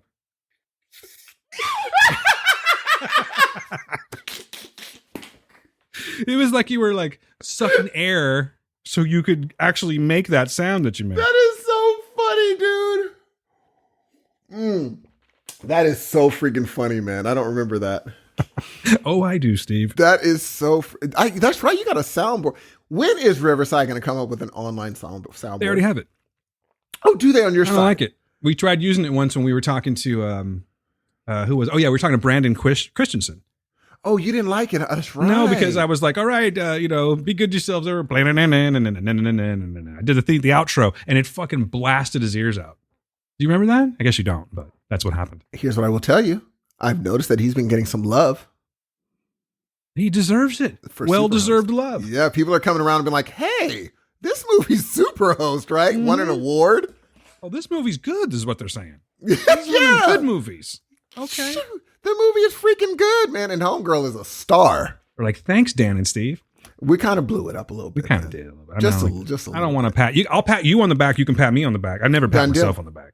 Done deal. All right, there you go. There's one for you, pal. Oh, thanks, buddy. You got one from me. No problem. Hey, real man. quick, man. At least I want to know what your thoughts are. I was kind of impartial to this guy. I appreciated his comedy, but I wasn't a huge fan. However, I think you were. I was curious what your thoughts on the death of Bob Saget. Were they taken? I was kind of raised. For me, he was just a touchstone of like an era. For me, it was like Funniest Home Videos. I used to always watch Funniest Home Videos. And he was kind of the goofy guy that, was so goofy, like Jim Carrey did a send-up of him on A Living Color. He was just these silly laugh track jokes, but he was someone that we watched every night, seeing him do these silly, Funniest Home Video movies. And then, before that, obviously, we used to watch him on Full House and all that stuff. And, or after that. And, he's always just been around. And then later on in stand-up comedy, you realize how in the groove he is with stand-up comedy and how stand-up is so much different than what we're used to him. He's just always been a nice guy. And boy, was he filthy. He was filthy comedian. Filthy. Always but everyone that has anything to say about him is just like, he was the nicest person. And that says everything you need to know. He was just nice to everyone. Everyone. And so it's just sad. And I think as we get older, like you were saying, things like this, when someone is trending, the older we get, the more we're going to be like, oh no. I know. Every single time, man. And it's a freaking bummer, man. It's a freaking bummer, when like people like, heavy hitters like Sidney Poitier and Betty White, and these people are just going. And it's not like they were so young. No, you're just getting older. Yeah. You're just getting older, and people that have always been there in your brain are no longer there. These staples in your they're just gone. I don't even want to put it out there, but there's just certain people that I'm not ready to see go. you know? Dude, and I think about that a lot. I don't know why I do, but I do. And but like someone brought up, they're like, think about it, in 130 years, no one that are existent now are going to be on this planet. Our planet is going to be brand new. I was like, oh my God, you're freaking right. It's like, yeah, everyone's brand new in 130 years. It just happens. I'm like, I mean, yeah, when you put it like that. Like, yeah, brand new people. Yeah, it really takes the importance out of it, huh? That's what I was thinking. I was like, oh, I never thought of it like that. It's like, yeah, no one that's here now is going to be here then. We're just brand like little marks people on a chalkboard just to get erased sooner or later, and something new will pop up. Dude, that's what's in it. And the thing is, like, when I go see these, we were in the Tower District and in an old Fig, and they're like, yeah, these houses were, you know, built in 1950. And I was like, Jesus, I wasn't even here. I wasn't even here. These walls have been touched by probably Klan members. This is insane. And then one day someone's going to be like, hey, this house on this street owned by me right now, and be like, oh, it was built in, 2009. And it's just like, Jesus. Wow, was it haunted? It's going to be scary, man.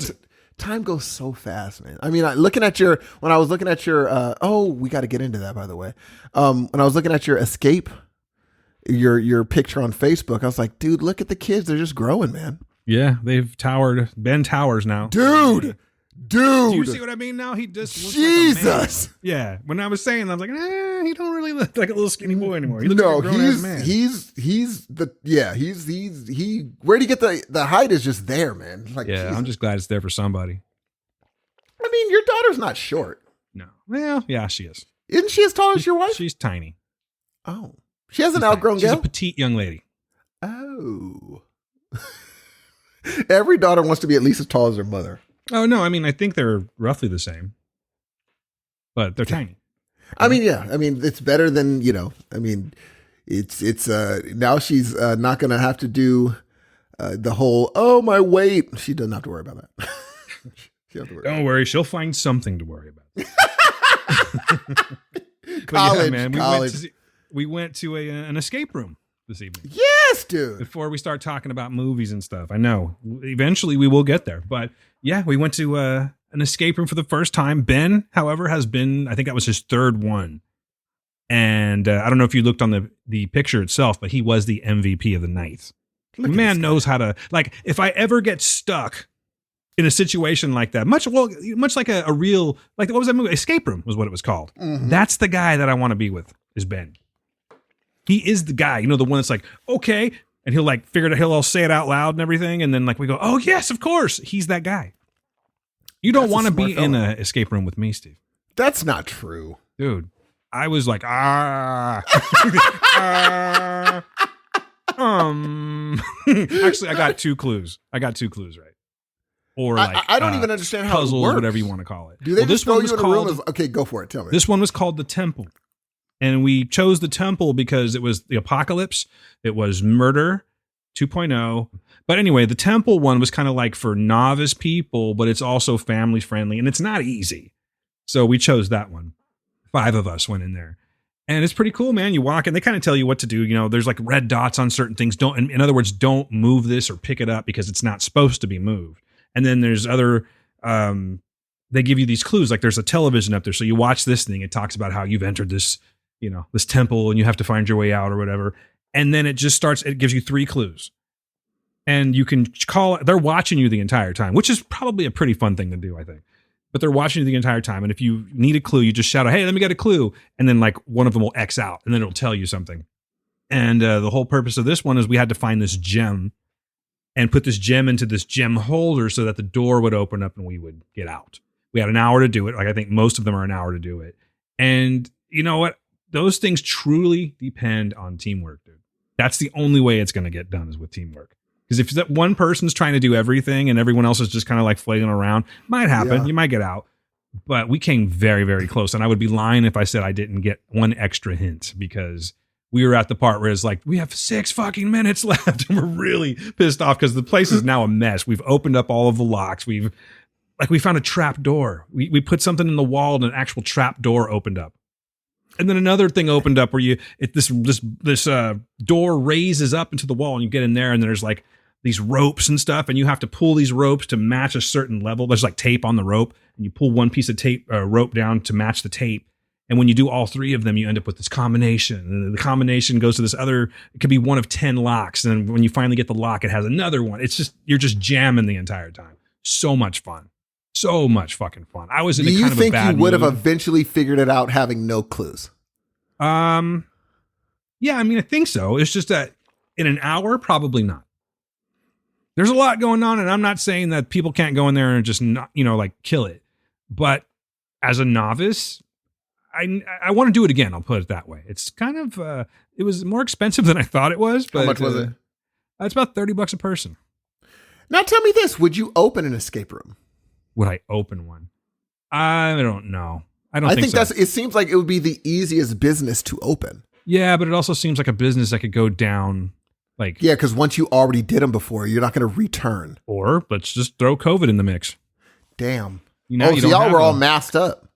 Yeah, we were. Well, we got to unmask when we're in the room. Again, the California mask logic. You got to keep that mask on, Jack. But now that you're in, feel free to take that motherfucker off. That is, so you think that maybe like it's something I could, if I took bail, do I need another person? Not necessarily. Oh, dude. In all seriousness, Gail and I would love to go do that with you. We that just go would to the be middle one. Freaking fun. You've already done that one, so we'd have to go to another one. But that's just one place. I've only done one of the rooms in one of the places, but they have them all over town apparently. Oh yeah, they have one in Clovis in the same shopping center. Look at this guy, all Clovis friendly all of a sudden. Ladies and gentlemen, if you've been listening long enough, do you realize that the man has said Clovis on every single episode that we've had? Unfortunately, so far? that's where I am a lot of the time now. Yeah, mm-hmm. You know, just that's have to be the. You're gonna be I was in the sheriff pretty snow soon. today, See what Clovis is doing to you, dude. Took your ass to the snow. Pictures in the snow. Oh, that's disgusting, bro. Let me tell you something. And this is a bro. I went out there and I was like, you know what? I'm just gonna take my nice shoes. Ooh, I don't have boots, so I went out there. Listen, bro. Your feet all wet.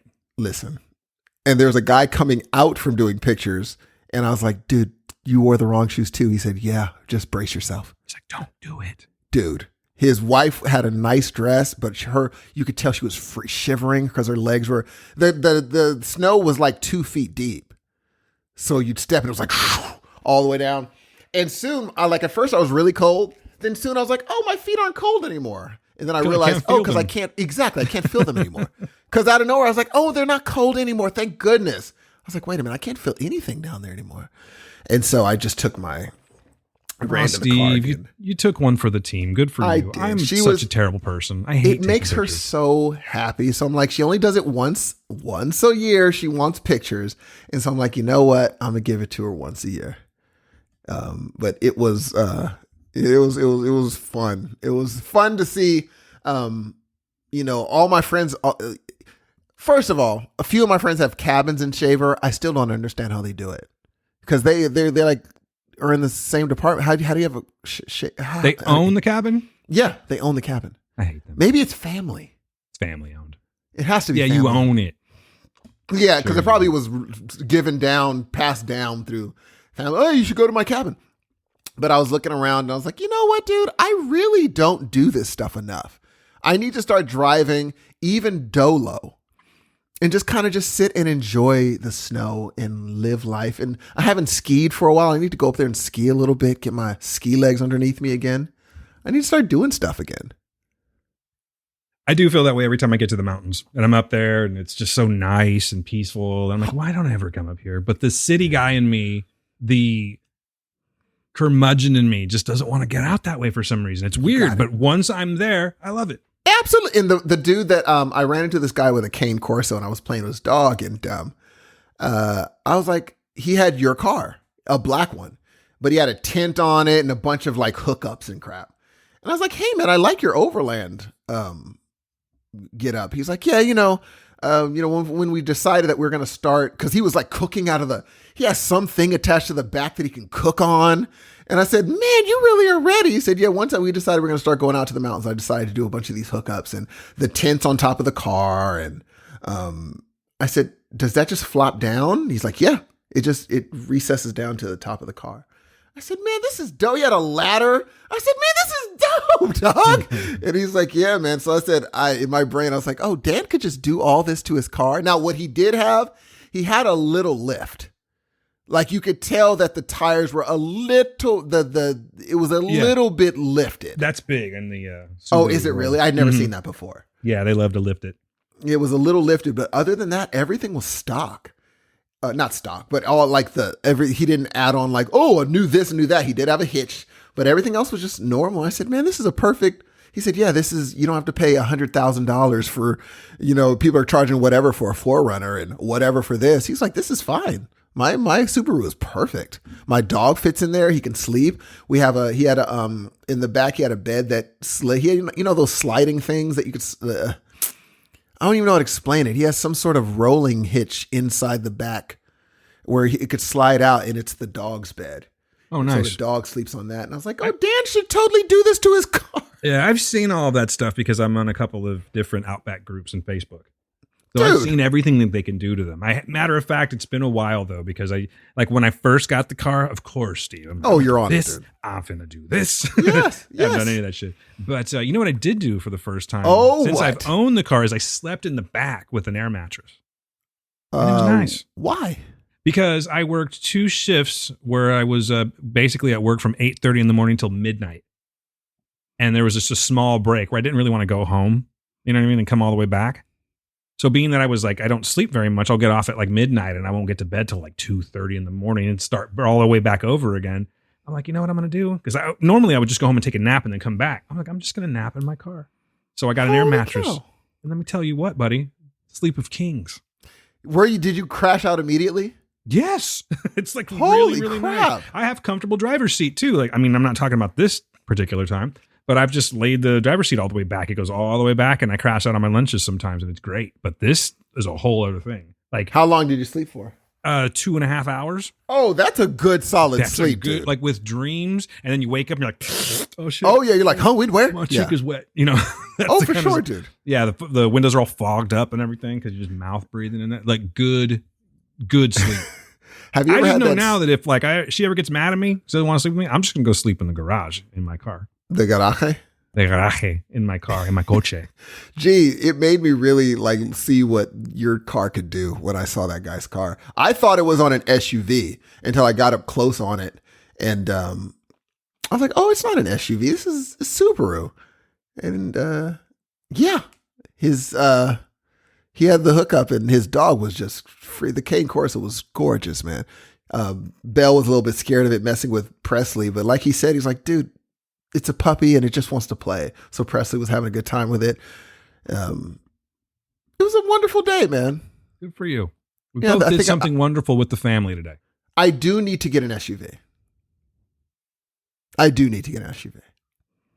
You should go with something that's more like a truck. Something that can pull a large trailer. Because you might need that one day.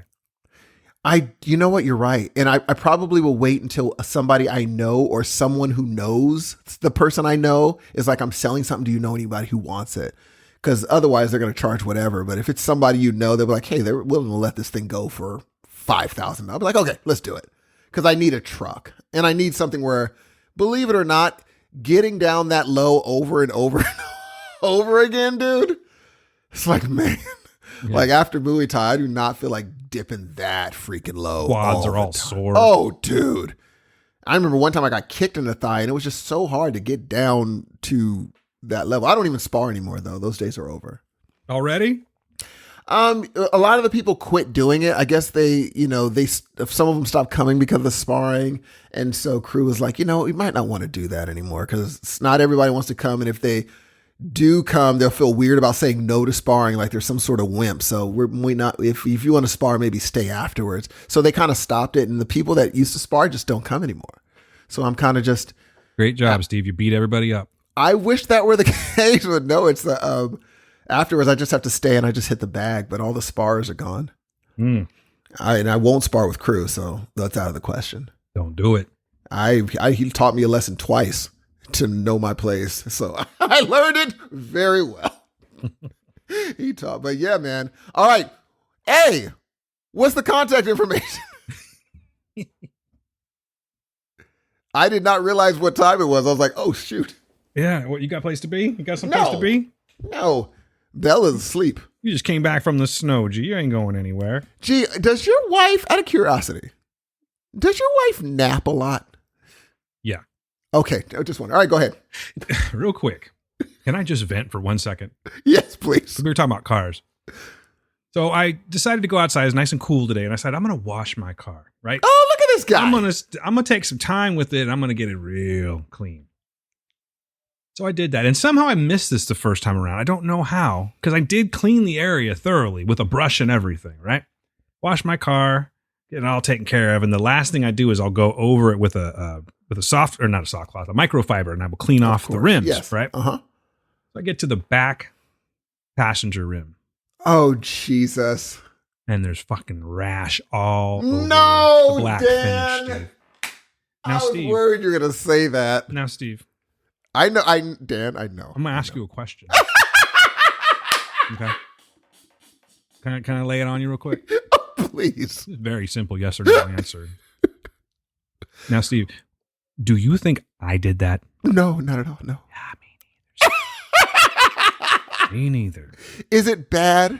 It's bad. But see, here's the thing. I shouldn't be that mad about it because the Subaru actually comes with a full-on spare tire. So it's an out of sight, out of mind. I can just put it away kind of thing. It's the principle of the matter, Steve. I will have owned my car for 1 year on February 5th. And, yeah. And I had to go. I found this out right before we were getting ready to go to the temple, to the escape room. So you have to you have to let it go. I think people were feeling the tension radiating off me in the car. I'm just glad there was that temple, because once you go in, it just completely takes everything away. Yeah, you can't even think of anything because you only have to focus on one thing. You have an hour to get shit done. So now, have you passed. brought up this conversation? Oh yeah. What'd she say? She goes, huh? I didn't do it.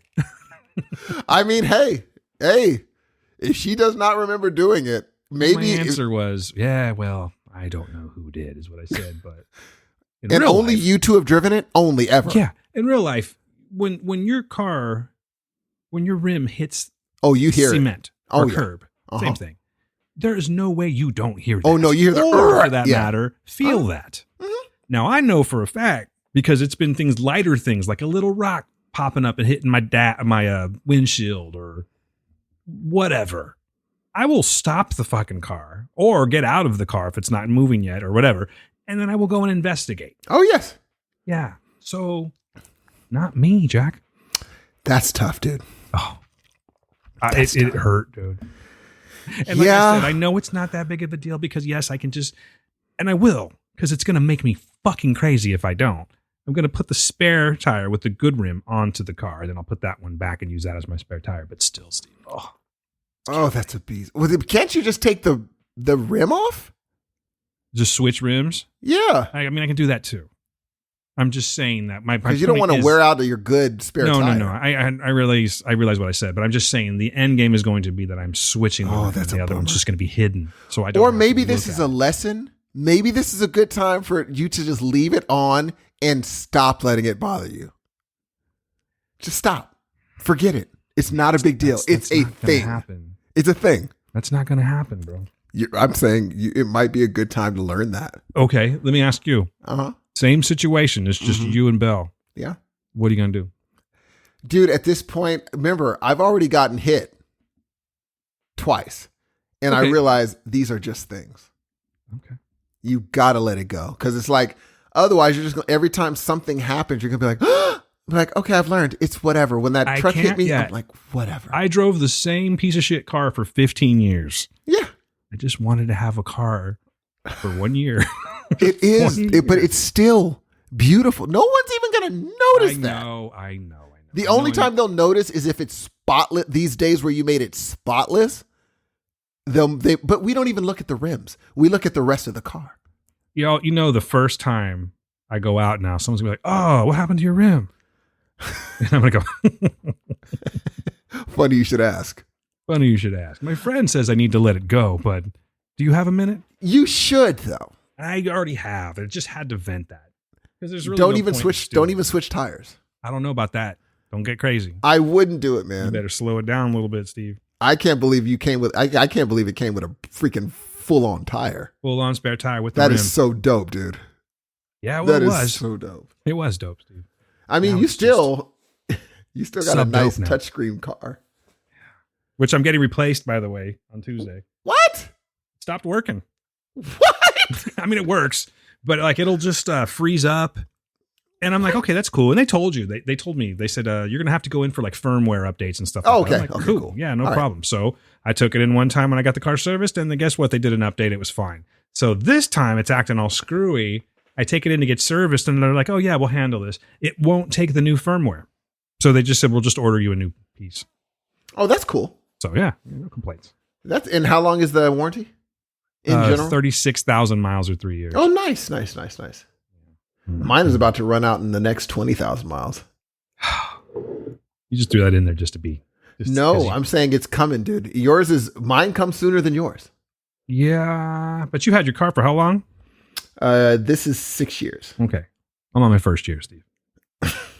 I'm 14,000 You don't drive it miles enough. right now. You know how long it's going to last? You don't even I got drive 14,000 miles on this bad boy already. You have how many? 14,000. Oh, that's right. UC Davis. UC Davis. Yeah, that's right. I was wondering. I was like, the math isn't adding. Then immediately, I was like, oh, Yeah. there it is. All right. We're going to have to start doing other things, I think. I'm trying Wait, to figure how out. long- you've I had it have to for- take that portal in my garage, and instead of going to hell all the time, I got to try and get it to go over to UC Davis. Why don't you just use your the other car? You don't want to go Like just back. to save You the don't wanna go mileage for backwards, you know? 36,000 miles. Maybe. We'll see. You don't want to go backwards. Hey, movies, Steve. Now I'm just mad talking about cars. Let's talk about movies. Let's do it, dude. Oh, man. We got movies. We got 2 movies and a show to talk about this evening. I Let's also get watched to Boba it. Fett, by the way. Did you? Oh, we got 4. We got 2 movies and 2 shows to talk about this week. Yeah. And I'm very curious what you think. I think I already know, actually. Maybe we should start there, actually, Steve. Boba Fett. You know what's funny, man? I was not looking forward to this show until they was like, "Hey, Chewbacca's a nigga." No, I'm joking. They have a.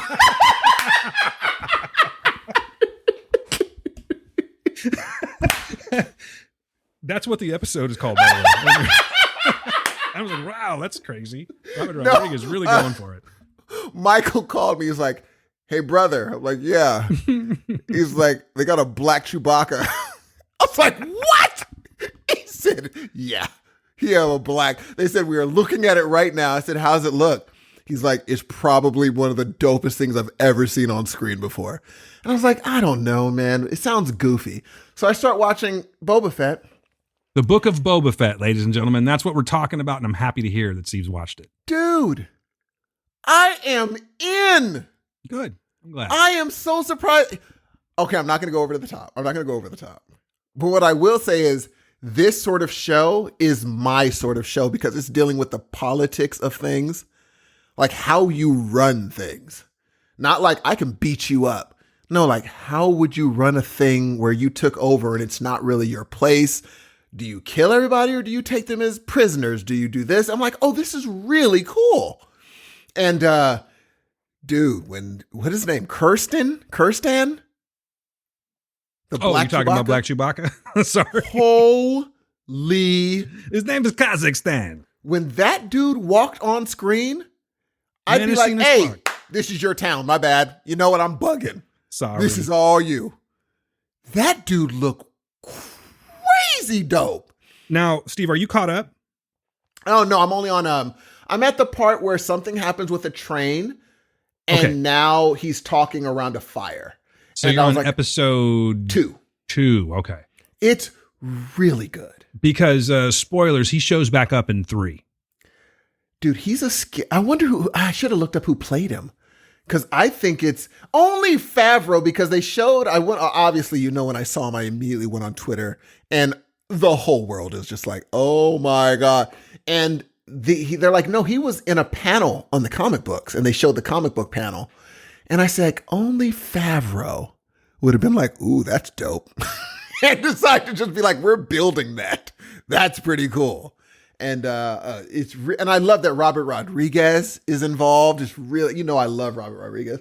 One of my favorite movies of all time, Dusk to Dawn. And Do you know of an actor by the name of, hold on, where'd he go here? Sorry about that. Cary Jones. Cary Jones? No. He is, I think he does a lot of like makeup stuff where he's in costume because he's been in obviously the Book of Boba Fett. He was in Predators. Oh, art department, makeup effects, special. Okay, so he does a lot of like special effects and stuff like that. But he has played character things like the Scarecrow in 2019 Creepshow. He was in Captive State. Remember that movie? I do not remember Captive State. It's like an alien movie, came out in 2019. We talked about it. He's in the Orville. And every one of these, he has makeup on. But yeah, the character, I don't even know if I'm saying the name correctly. I think it's, because I'm looking on IMDb, Black Chrysanthemum. Because it's like 2 R's, right? And 2 S's or something? Yeah, it's, hold on. I didn't even get the full spelling. But he's pretty dope. Dude, that dude is... Yeah, Black Chrysanthemum, Krrsantan. And if I'm saying it wrong, I don't give a shit. Very, very, very cool. Because I know Michael's like, he's a Wookiee. And I was like, you know what? It does make sense that Chewbacca's not the last Wookiee in the universe. Oh, right? No, not by a long shot. So it makes sense that there would be another one. But whoever's idea, even though it's on the comic book panel, it's pretty much him. But the fact that they were like, let's build him, that is maybe it's not, but I think it would be a Favreau thing where he's like, I think we could make something with this fella. I bet you it's Filoni. Who's Filoni? It wasn't it Dave Filoni, another producer. He's the same guy's producer with Favreau and like not Book of Boba Fett, but The Mandalorian. Oh, well then probably. And It could be Ahsoka, the either Ahsoka one. series they're doing. Dude, I am so happy that someone told me about the Black Chewbacca. Otherwise, I wouldn't have watched the show. That's what got you, huh? Black Chewbacca. That's what got me. I mean, because Michael immediately was like, bro, there's a Black Chewie. I said, wait a minute. Wait a minute. I'm in. And so I started watching. And from jump, I'm like, dude, I love this. And the only thing I'm wondering, and I know you can't tell me, when he said my dreams are happening, I don't know if these are things that actually happened. And I know they're going to clear it up, but I'm beginning to think, oh, this is actually real. This is really what happened? Or is he... No, I mean, from what I can tell so far, we've got a little bit of the backstory. Now, here's the part that is just going to like kind of go over your head, and in a good way too, because Star Wars fans are so fucking toxic. They are just the worst of the fucking worst. But sometimes they have good reason. I mean, the Rise of Skywalker would be one of those reasons. The last trilogy would be one of those reasons where it's like, fuck you, choked. But, since The Mandalorian came out, it seems to be like the savior. Is there a savior for Star Wars? And maybe that's it. Here's the thing with Boba Fett. Boba Fett has been around since 1981, I believe. Empire Strikes Back. And he's always been a man of mystery. You never saw his face. You barely heard his voice. And then once the prequel trilogy came into play, he was like humanized because we saw him as a kid. It's a clone, but humanized him. You know what I'm saying? Okay. But we never really, like, you go back to, like, say, Return of the Jedi. He's still this helmeted, mysterious person who's kind of known to be a badass. But in truth, a lot of people got all of their extra, I don't even know if it's canonic anymore, but basically all of their extra information on this guy from books and such, comics, where he was a badass. We don't have that if we don't really read the books and everything. So now what's going on is, and I'm not one of these people I really could give a shit at this point, but everyone's mad because every time you see Boba Fett, he's pretty much taken off his helmet. You know what I mean? Sure. So that mystery's gone. This merciless bounty hunter who was able to like capture Han Solo and keep him, in carbonite, blah, blah, blah, all that stuff. All this ruthlessness is now gone, and he's this man of compassion now. He wants to run his town on compassion and respect and stuff. And people, that's not really sitting right with a lot of people. But again, I don't even know if any of those books are canonic. And we don't really know that much about him. Just your average Star Wars fan, which I definitely consider myself, even though I've been lifelong. People get so into it and take it so far that I cannot include myself in that. But there's just a lot of things that I didn't know about this guy, so I'm okay with it. I don't know if I necessarily would have picked... I get why they have Tamora Harrison as the actor, because it's all, he was in the Attack of the Clones and stuff, but I don't know, man. I think that I would like to see maybe just a slightly younger dude, maybe. Like, I do have some gripes about the show, but I'm into it. I like it. What are your gripes? I don't think he does action very well. I I think that the action is like, for instance, the the first action scene that I'm talking about is when they go into that town and they have those Gamorrean guards behind him, the ones that he ended up, instead of like imprisoning, he made him like his he says, if I'll be your leader, will you respect me? Yes. So they're walking in town and then there's this big attack. Oh, the red shields? Yeah, and he's just kind of like, he got whooped on. Yeah, he's sort of flailing around like if he was like I don't know. I'm trying to think. It's like Steven Seagal trying to do karate at this point. No, you're right. And I thought Mandalorians I mean? were like the he's fighter extraordinaire. He's not a Mandalorian. Oh, he's not. He wears the Mandalorian armor, but he doesn't practice the Mandalorian. Oh my! Which is why he's always taking his mask off all the time. Or tell me. Okay, I didn't know that, Dan. Thank you for telling me. But anyway, I wasn't really impressed with his action. I think Ming-Na Wen actually does better action than he does. Whoever she's killing. Now, out of curiosity, why does he wear the armor? It's just he's that's the thing I'm trying to figure out, because he's comfortable in that. You know what I mean? And I always took it as like that's his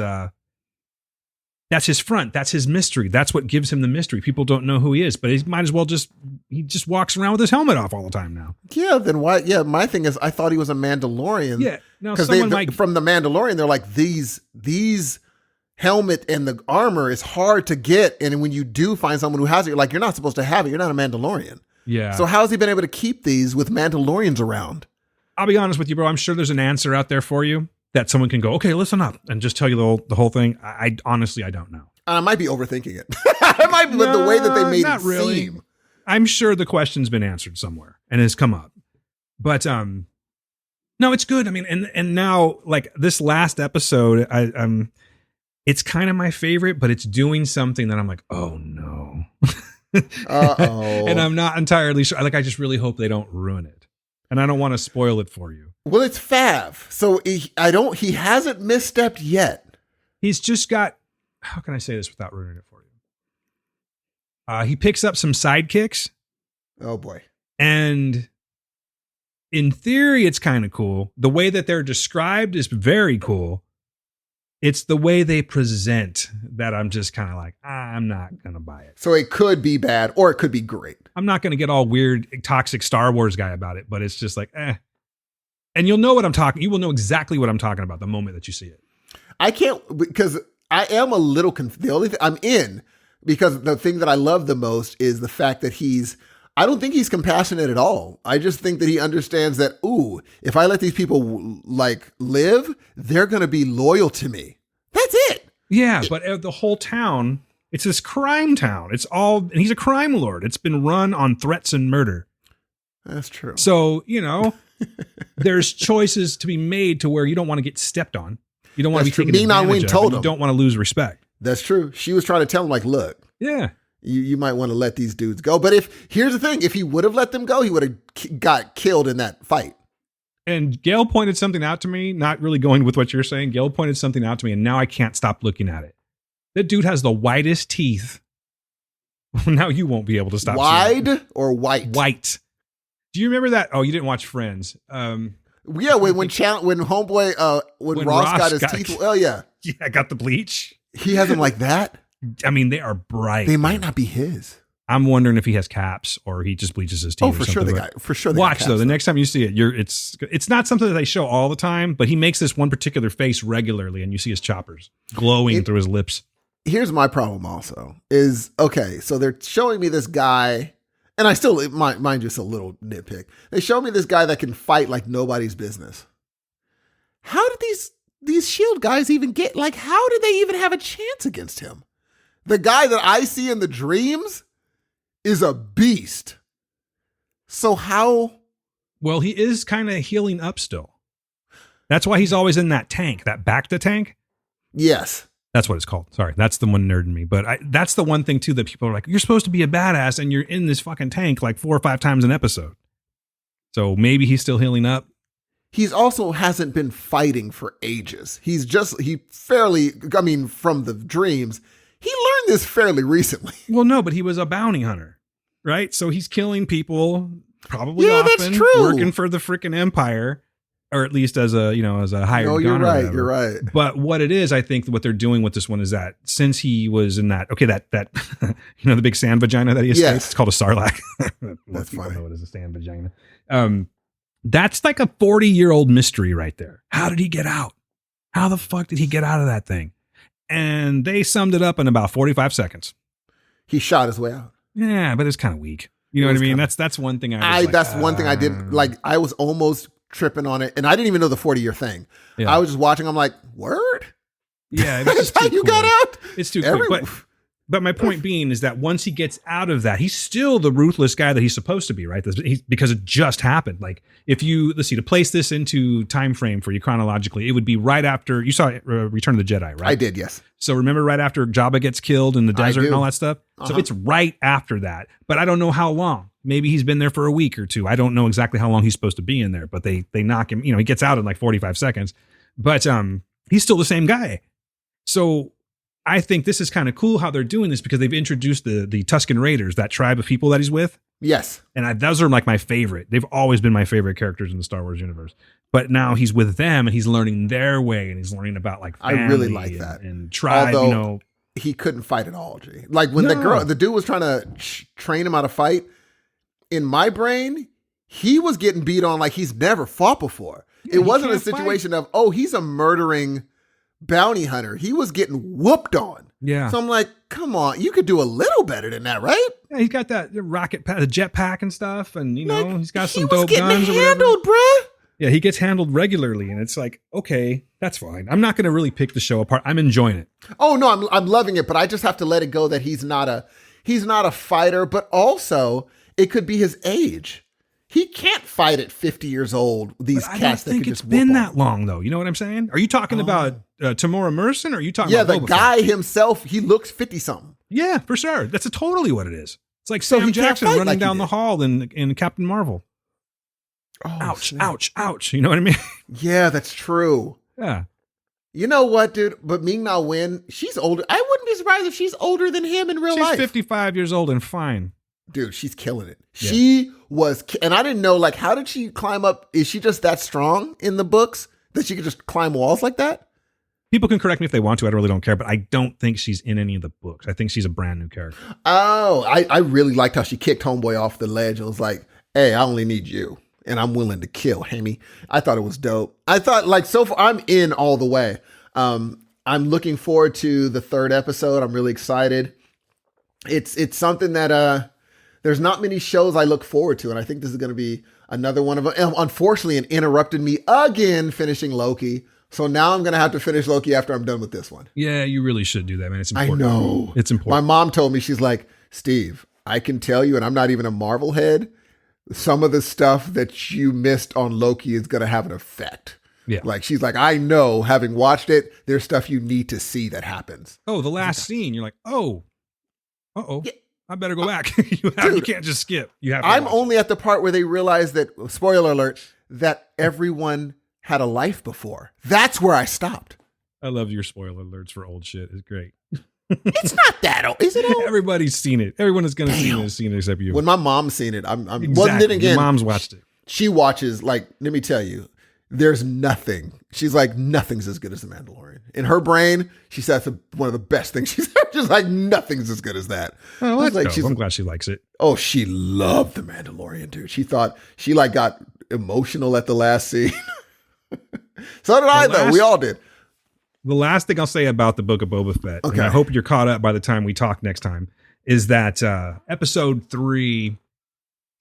Oh, dude. I think that I love the way it's going. I think I know where it's going to go, but I will say this. I think we have our next Grogu. Oh, really? Yeah, we have our next Grogu. Yeah. It's a big version of it, but I think I got a feeling I know what's going to be on like toy shelves this year. Do you think that this show is going to be a cultural touchstone like Mandalorian, or is this going to be a good show? I think it'll be a good show. And again, with toxic Star Wars fans, from what I can tell, I think a lot of, and you're not necessarily toxic if you don't like it, but we all know what I'm talking about. Because I know there's some people that have, fairly good taste and a lot of Star Wars affection are not digging the show so much. They're kind of just like, it's fine. And honestly, the Mandalorian's a way better show, but I am enjoying this right now. The Book of Boba Fett's always something that I've always wanted to know a little bit more about him. And again, I don't know if it's just a matter of like, give me Tamura Morrison 20 years ago. You know what I mean? That might be a little more intriguing to me, but obviously we can't have that. So I'm fine with it, man. It gives me something to watch when I get off of work every Tuesday night, Wednesday morning. I love it. Oh, that's when it drops Tuesday night? Well, yeah, midnight on Wednesdays. Oh, I'm in. I didn't know that. I'm going to be watching it week to week, dude. Yeah, good. You should. So you want to rate it? I'm going to give it, from what I've seen so far, I'm going to give it 3 out of 5 lizard heads. Well, not lizard heads. What is that monster? Do you know what it was called? Oh, hold on. I got to think which one. Oh, are you talking about the one that popped out the sand? Yeah. I don't know what that's called, man, but that was a cool ass monster. Kind of reminded me of like Clash of the Titans a little bit. Yeah, I was thinking Mortal Kombat. And Mortal Kombat. It's like if the Kraken and that dude from Mortal Kombat had a baby. And let me tell you something, bruh. If you're killing a lizard like that, you better be handling the shield, red shield people should not be messing with you. Okay, I'm done. Okay. I just thought about that. I forgot all about that. What was the number you gave it? 3 out of 5. All right. Boba Fett, Book of Boba Fett, I'm going to go ahead and I will give it a 3 out of 5 as well. 3 out of 5 back to tanks. That's good. Oh, out of curiosity, do you think that thing that ran back with that head, was he telling him that he did it and the only person that knew that Boba Fett did it was the guy that gave him the water? Yeah, that's exactly what I think. Those are Tusken Raiders, man. That's really cool how they translated that to us and we understood with what no was words. happening. That was really cool. And I'm pretty sure they're just using donkey sounds for the Tusken Raiders. Yeah. Like literally, or I can't do it, but that's a fucking donkey sound for sure. I love it. I really like that. And I liked how he drank smoke. Yeah. That's really or that cool, lizard bro. that goes up the nose. How about the lizard that goes up the nose? I haven't seen that yet. Oh, sorry. You will. guy. So you're not done yet with 2, right? No, but I don't like and this is where I wasn't you in stop the a mood. half an hour show, Steve? I wasn't in the mood for a kumbaya moment. That's why I turned it off. Okay, fair enough. Because it was at a kumbaya where it's like he's telling him back when I was like, I'm not in the mood for kumbaya. So I turned out tonight after we talk, I'll go in for, because I smelled a kumbaya moment coming. I'm changing it up. 3 out of 5 nose lizards. Oh, I can't wait. Yes, sir. Shall we move on? Let's do it. All right, Steve, let's move on to the next one. This is something that you told me to watch. Now, I believe you might be talking about this a lot this weekend, if I'm not mistaken. Or don't you have a guest appearance coming up? I do. And will you be talking about this movie? I will be talking about this You will movie. be talking this movie, which is now I know why you told me to watch this movie, Steve. You ain't slick. You ain't slick, G, but that's okay. That's all right. Oh, Let's see. no. I watched this movie before I knew I was having to watch it this weekend. Oh, okay. All right. I watched because you know me and Ben Affleck, dude. Benjamin Affleck. And by Schmorge Clooney. Let's talk about this movie. We are talking about The Tender Bar. A boy growing up on Long Island seeks out father figures among the patrons at his uncle's bar. This movie was directed by George Clooney, written by William Monahan, and is based on a memoir by J.R. Moringer. J.R. happens to be one of the characters in this movie. Autobiographical thing? It is. Okay. Do you know much about this? I do not know about the book at all. Nor do I. So I'll skip that part because I did not do my research. But yeah, so Ben Affleck, Ty Sheridan, Daniel Ranieri, Lily Rabe, Christopher Lloyd, maybe it's Rob, and then Max Martini, who's a sleazy motherfucker. Let me tell you that much. And then also Renzi Felice. Do you know who that is, Steve? I do know who that is. I remember it from some DC or Marvel show. Yeah, it's from The Runaways. There we go. Marvel's Runaways. I'm like, who the hell is this kid? It was driving me crazy, and I had to look it up because he grown up a little bit, you know? He does look different a little He bit. does look a lot He's different. still got that face, though. He's got that saw him, I face, was like, though. hey. Uh-huh. But yeah, so anyway, The Tender Bar. Steve, what did you think about this movie? Let me tell you something, man. I'm not a big, massive, humongous coming of age type of movie where, because I've in my brain, it's like, yeah, I got it. I know where this is going. But dude, this movie pulled me in so well. I think it was Ty Sheridan, though. He was really good, man. I think he was really good. He was fun. Obviously, Ben Affleck, man. Come on, what are we talking about right now? I think the whole thing with the him not being, because most of the time you see this oh, he's a father figure. He's like a tough guy that can beat up everybody. Not the case in this movie. No, not the case. Takes a few. Takes a few, but not the case in this movie. And I just loved the believability of this whole thing. The little drops of wisdom where Ben Affleck just didn't want to make it super duper mushy gushy and treat him with baby kid gloves. He was always just real with him. Mm-hmm. He treated him like one of the fellas. And the fellas treated him like one of the fellas. There's a part where he answered a random question in a puzzle, and they're like, one of the guys like, hey, this guy's a genius. Yeah. Where you getting all this information from? This kid's a genius over here. I was like, oh, this is fantastic. I just think it was a fun movie. I needed the movie this week. And I just thought it hit all the note, even though it hits all the notes you think it's going to hit. By the end, and especially Clooney with how he made the credits happen, I'm like, oh, this is very Ocean's 11, how they're closing in sections. But I just thought it was really fun to see. That's the first time I really watched credits for no end credit sequence. Can I ask you a question? Uh-huh. What's going on in the credits? I did not watch. The credits are them just, him as a, you remember during the movie, they all got together in a car and they went to bowl. Yes. This time they did the exact same thing, but they went to the beach. And it just shows them having fun at the beach together. And, all of them, playing with the kid and then, playing frisbee with each other. And then Ben Affleck holding the kid and talking to him and messing with him. And then at the end, they're all sitting in their respective chairs with their head back and just enjoying the view. And then the whole movie closes out. All right. This movie was beautiful. Very much slice of life. Oh, yes. Very much so. And then, I'm sorry, I didn't let you finish your review. No. That was my review. That's it. Okay, cool. Yeah, I mean, like I was saying, very much slice of life, very, the coming of age type of movie. We've seen these movies before. Absolutely. Now, when I say this, I'm not going in a negative tone when I say this here, but there wasn't a lot about this movie that I hadn't seen in some way, shape, or form before. You know what I mean? It felt familiar. Absolutely. And that's not a bad thing. Affleck kind of chews the screen up out of everyone in this movie. Man. He's definitely the one that is holding it down, and he does a great job, man. It's good to see him looking healthy again, even with the smoke and a drink in his hand. I mean, I understand why he's looking shit. I mean, he's got to be. I know why he's lost weight. He's being busy. Shit, and that love don't cost a thing either. I like it. I like it. I mean, she's got to be wearing them out anyway. So.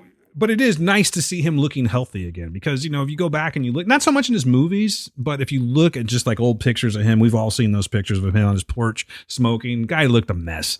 And so I'm glad that, for Ben Affleck's sake, he's actually sober now, or says he's sober, and he's doing much better. He seems to be doing fantastic. As far as the movie goes, like I said, I thought he did a great job. He stands out. The Daniel Ranieri kid really stood out too.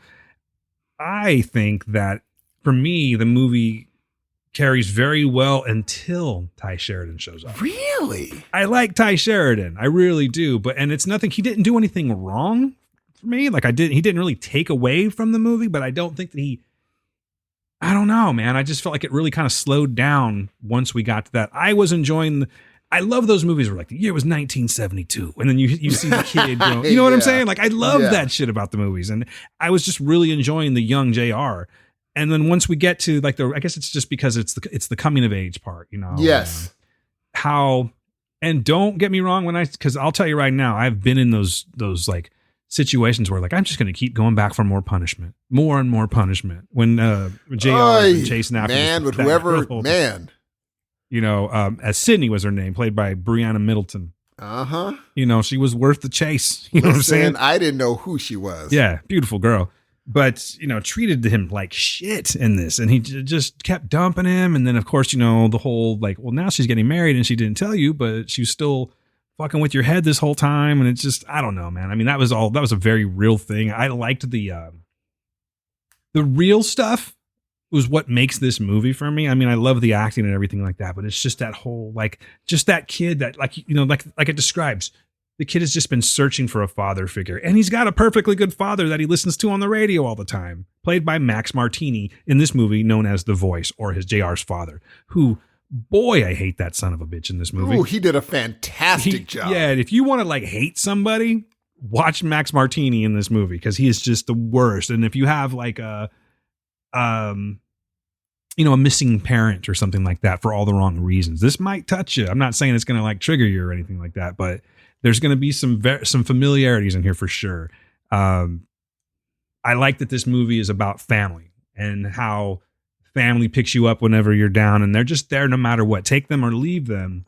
That's your family. And, and the closer that you guys work together and, support each other, that's how life's supposed to be, and he's with this family of like misfits, basically. Like these people really never made anything of themselves. And his mom's trying so hard to make sure that he goes to a good college and he keeps his head in the right place. And even more importantly, his uncle is doing that too. Uncle Charlie, man, is like that's his lifeline. If it wasn't for Uncle Charlie, there's so many things that I don't think he would have known, just because he really truly was the only father figure for him. Oh, dude, when he read that letter of yeah. I mean, there's some really touching parts, man. And Affleck seems to be in every single one of those parts. He really, especially that whole $30 running gag. Yeah. He's like, where's my freaking $30? He just hates his JR's father. He really hates him, dude. He hates him because he loves JR so much. He's he's a wonderful kid. Like how? Yeah. That's his thing. Like, how are you? And then the little things like when he said, when he was talking about, like, why do you keep on going? We were both probably thinking, why do you keep on going back to this girl? What is the deal? Do you have your crap together yet? We'll do that. And if she leaves you, then she leaves, bro.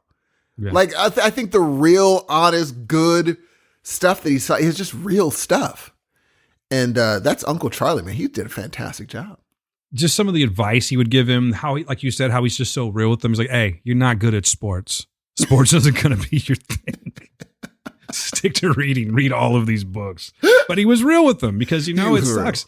We don't like to tell truths to our kids because sometimes it's just not the right thing to do. You know what I mean? You don't want to break a kid's spirit, but it was like Uncle Charlie was like, look, life is life. This is how it's going to be. You want to sit and try and focus on the impossible, or do you want to do something that you're actually good at?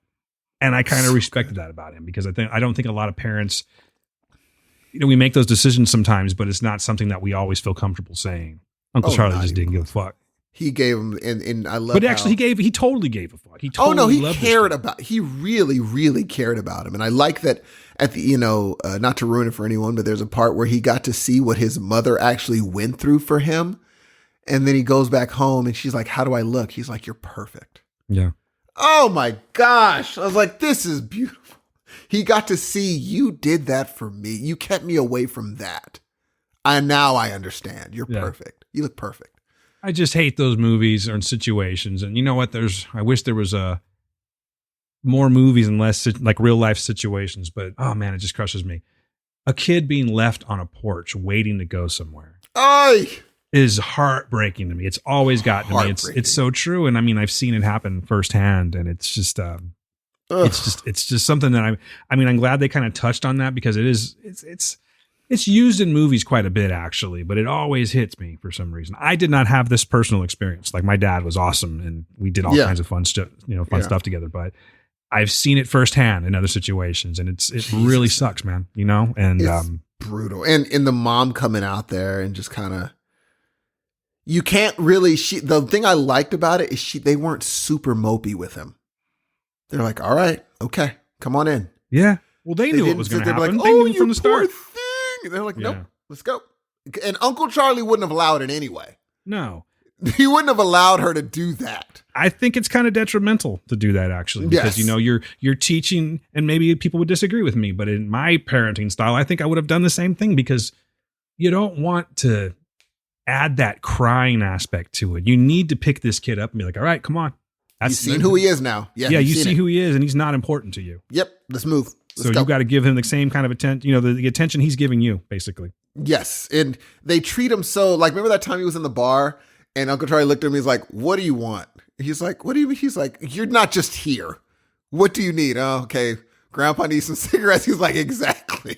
I was like, that's so cool. I thought it was adorable. He's like, what are you freaking doing here? I know you're not just stopping by to say hi. And he's like, don't let a man wait for his cigarettes. Great casting, by the way. Oh Christopher my Lloyd. gosh, Christopher Lloyd, man. That Oh, boy. the father-son breakfast. Oh, God. You see, that's what I'm getting at about family. Even though they're a bunch of misfits, they hold each other up and they step in at the right times and they support each other. You know, you don't always have to be the picture perfect Facebook family. Look at us on vacation kind of shit. It's just, it's more real than that, you know, and you don't have to be a perfect person. No. You can be these people. A lot of them were like ne'er-do-wells, you know? Yeah, these were all of his fathers, though. And that's who he had to raise him. Absolutely. And family's important that way, man. You know, you don't have to be the most put together bunch of people, but if you can't back each other up, then what do you really have? Bingo. And when she walked up to straighten Christopher Lloyd's jacket and she's like, I remember this guy. I was like, oh, this is beautiful, man. Yeah, there's some seriously touching moments in this movie. Oh, and then afterward, he's like, hey, don't tell anybody that was a good grandfather. Then everybody's going to expect me to be. I'm like, this is beautiful. That's what the little things like that. I'm like, okay, but here's the thing. It just taught me, oh, that's right. George Clooney can direct. I forgot about that. He's a good director. I may not like his movies, but I won't say that he's a bad director. I just might not like his movies, though. Sure. This is one of the movies I like that he directed. You know, there's one thing I can say about the movie. It's not really a knock, but it's just more of like I wish this would have happened. I mean, the movie is called The Tender Bar. Mm-hmm. I would have liked to see more bar in this movie. Oh, yeah. Because I loved the characters and I loved the way that they, again, held this kid up and, you know, just they kind of marveled at this kid. You know, the scene where he's now an adult and they give him the car. Oh, they're like, you've got to be freaking. Exactly. But it's all out of love. They're just out of busting love. his They wanted to balls, say you know? goodbye. They came out to say goodbye. Yeah. Because that's why they came out. He's like their little brother or something like that. They watch this kid grow up while they're just sitting there drinking their lives away in this bar, you know? And he can never fail now. Like if he comes back and is like, I give up. No, you don't. Mm-hmm. They will not allow that. They're like, no. What do you need? And I love how Ben Affleck was like, get out of here. What are you still doing here? Go. Yeah. Go see the world. Yeah. Go. And I mean, dude, listen, man. Mind you, I'm a sucker for these movies. I am a sucker. Even something horrible like This Boy's Life. I even like that movie. I'm a sucker for these movies. Yeah, the coming of age and overcoming struggle and oh yeah, dude. You never, you know, like losing your focus and never stop chasing your dream movies. Yeah, yes. I mean, those movies are tailor made for me too. I get it. Yeah, and that's why I liked this one. You know, there were things in it that I don't know. Like even when like I said, it kind of slowed down with Ty Sheridan in it. I'm not knocking it. I just enjoyed the you know what I mean, like the father figure stuff a little bit more when it's a little kid. Oh yeah, it's adorable. It's fun to see Ben Affleck bend way down at the bar to talk to him face to face. Like he's a little tiny little thing and he's talking to him like a grown man, but he's just way like hovering over him. And then as he gets older, now Ben Affleck is more, talking to him. But they have like an unspoken connection where I was really scared when he was in there, a certain part where he's like, I'm fine. And homeboy was like, are you though? He's like, yeah, I'm good. Cause I know JR was worried. He's like, you can't go anywhere. Like I need you on this planet. So are you okay? Yeah, I'm good. Without really getting into it too, Steve, there's a lot of shit about this movie that made me, that I connected with and found like, I hate to be cryptic, but I think you know what I'm talking about. I just, Uncle Charlie meant a lot to me, that character and his role in this kid's life. You know what I'm saying? Yeah. So totally, I think that movie touched me more than I'm letting on. But as far as a rating goes, the movie itself, you want me to go first? Go for it. I think I'm going to give The Tender Bar, I think I'll give a 3.25 out of 5 absent fathers. You know what? I'm right there with you. I'm going to give it a 3.25 out of 5 closet libraries. Oh, nice. Very nice reference, Steve. You're playing well. I think this was the first movie I've ever seen where he's like, read every book.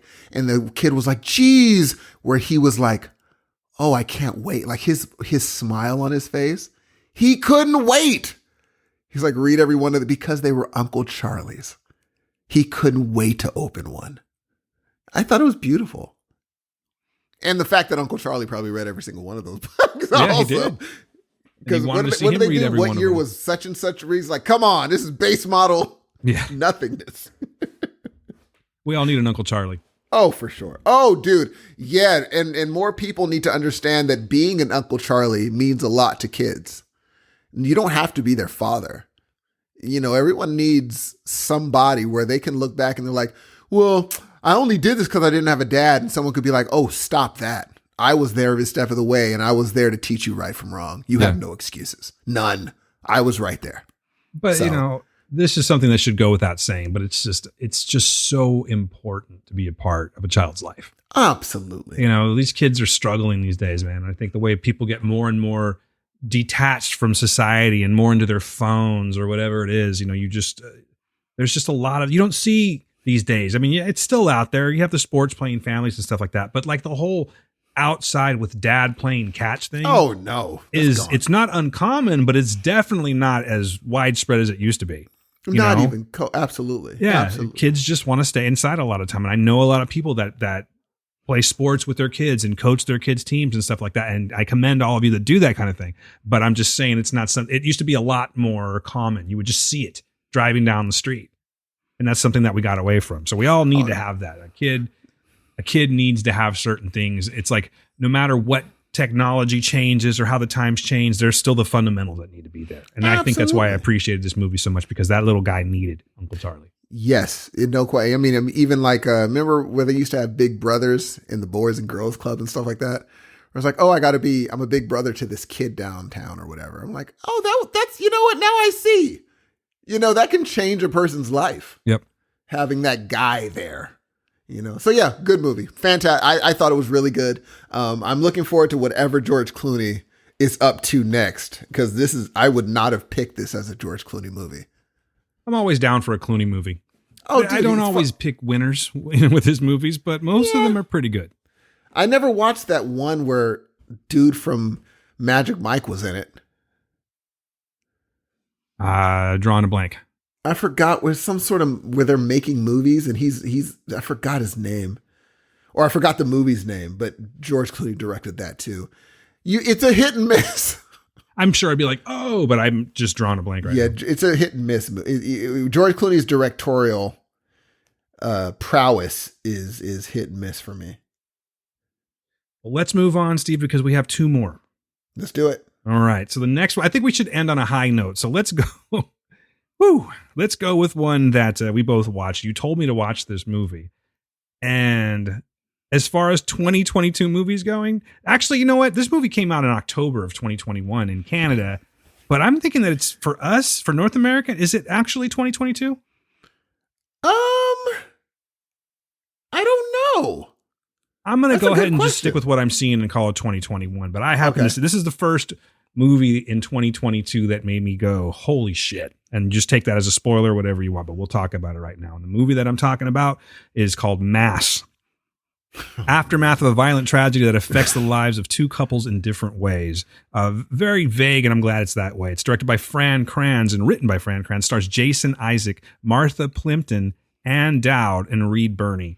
And for the most part, just them. There's some other people in the movie, but it really comes down to those four actors sitting in a room acting their asses off. Dude.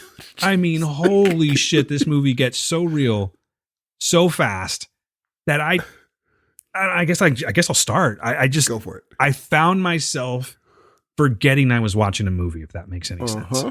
I felt like I was sitting like a fly on a wall watching two real couples talk about the hardest thing that they could possibly ever talk about. Oh, and it's like, I don't know is it a spoiler to say why they're in this room? No, as long as like everybody, this is going to be spoiler territory, because you can't talk about the movie without talking about the premise. This is true. Yeah. So if you're really big on, not hearing spoilers, particularly for the movie Mass, you best go ahead and fast forward. For sure. Good, I don't know, 5-10 minutes or something like that. And let's get into it because, I don't see how we can really get around it without talking about it. Yes, true. So hopefully you guys have all heard the warning and you're now past this. But if not, or maybe you watched it and you're here again. Hey, welcome back. Let's talk about it. So yeah, this movie takes place basically in this church room, and it is about two couples. One of the couples, they had a son who was killed in a school shooting. The second couple are the parents of the shooter. Jesus. And it is basically these two couples have corresponded over the course of, how long was it? Was it 6 years? Yeah, it seems like it was a while. Several years, we'll say that. This kid's been gone. But they've been corresponding back and forth, and they finally found a reason to, and I don't know, Steve, I don't know if I could do it. That's the thing, I was putting myself into these roles. I think I tend to fall into the Martha Plimpton role, if I'm being honest. But anyway. She needs the thing is the reason she goes is because she needs to let it go. She needs to let it go. She has to let it go. Yeah. And I mean, the thing is that I think these conversations happen in real life. That's the amazing thing about it. And it's weird, the couple. It's weird, the couple that ends up being the closest after it's all said and done. Right. It's like, Jesus. And I mean, dude, go on. Tell me your review. I can't wait to hear it. All I know is I sat down to watch this movie. I wasn't quite sure exactly what the tragedy was at the moment when I started watching it. It made sense later on, and like there's even a part where it shows this, the external cast, the cast. It's basically the people that work in the church, and they're facilitating this meeting by putting out drinks and snacks and making sure that the room is set correctly. They're working with this social worker by the name of Kendra. I'll call her a social worker, played by Michelle Carter, who is, put this here, put that there. They're just trying to make this room as neutral as possible so that there's not any type of triggers in the room. And then there's this one part I didn't know right at the beginning what they were talking about, but they're like, well, what about these? And all it is, it's like I can't remember if it was hearts or something like that, but they're like these paper mache or crepe paper. God, it's been so long since I've been in school. I don't even know what the hell to call it, but it's like the little thin crepe paper that they just make designs with, and they're all tacked up all over the windows. And the one of the workers goes, well, what about these? And they're like, oh, and I didn't know what they meant by that. But the fact of the matter is, it's that it reminds them of a classroom. You know what I mean? Did you get that right away? Oh, for sure. I didn't know. I didn't know anything about this movie. I just went into it because you told me to. So it made a lot of sense afterwards. Oh, they don't want to be reminded of the classroom because, yeah, it was a school shooting. And they go into some seriously graphic detail. They don't show anything. Again, this is a movie that takes place basically in one room, but they talk about how they found their kid and like the parents of the shooter. They talk about the rough, because like you want to hate them, or at least if you're like taking the side of Gail and Jay, the parents of the kid that got shot, you want to hate them kind of because it's like it's your fault this kid came up this way. Mm-hmm. But the simple fact of the matter is when you start breaking that shit down, we don't have control over those things. There's so much shoulda, woulda, coulda that goes on in life. And you just don't know. You want to try and make the best decisions for your kids. You know what I mean? And they're not always easy decisions, And they talked about how this kid was bullied and he was just different. And, a lot of the things that you hear in actual situations like this, where these people have just finally cracked and they decided to go to school and take their revenge on all the people that made them miserable for all these years. And that really is what this kind of a situation is. This kid also has behavioral problems. He begins to act out violently. And really what it comes down to is that these parents, again, played by Ann Dowd and Reed Birney, Linda and Richard, as they're named, they're just trying to be parents. They're just trying to, they have didn't he have a brother? Wasn't there another kid? Yes. Yeah. That was totally chill. Totally chill. Totally, for the sake of, conversation, a totally normal kid living a normal life. And then they have the other kid that just struggles, and it's like, I don't think that most parents that are good and really trying to do the right thing for their kids set out to treat them differently, but sometimes you just kind of have to. And it's like, and when you do these kind of things, are you making the right decision? Because in the movie, they talk about how, yeah, we did these things and it probably wasn't the right thing, but we were flailing. We were just trying to get this kid to be happy and to be normal and not want to kill himself and everything, and it was just a very interesting study in how the other side, the parents of the other side are. You know what I mean? Because it'd be one thing if they were just these pieces of shit that I don't care about that kid. They wouldn't have showed up to the meeting, first of all. They wouldn't have had this years long conversation with them if they were those type of people. And we end up coming to find out that they weren't. They were just normal people. I took from this that this couple was now divorced. You know, tragedy they didn't have their to wing you. on. Yeah. Yeah. Tragedy will do this to you. You know, Jesus. if a kid dies, I've heard of that many times. A child dies and it just, they can't keep it together.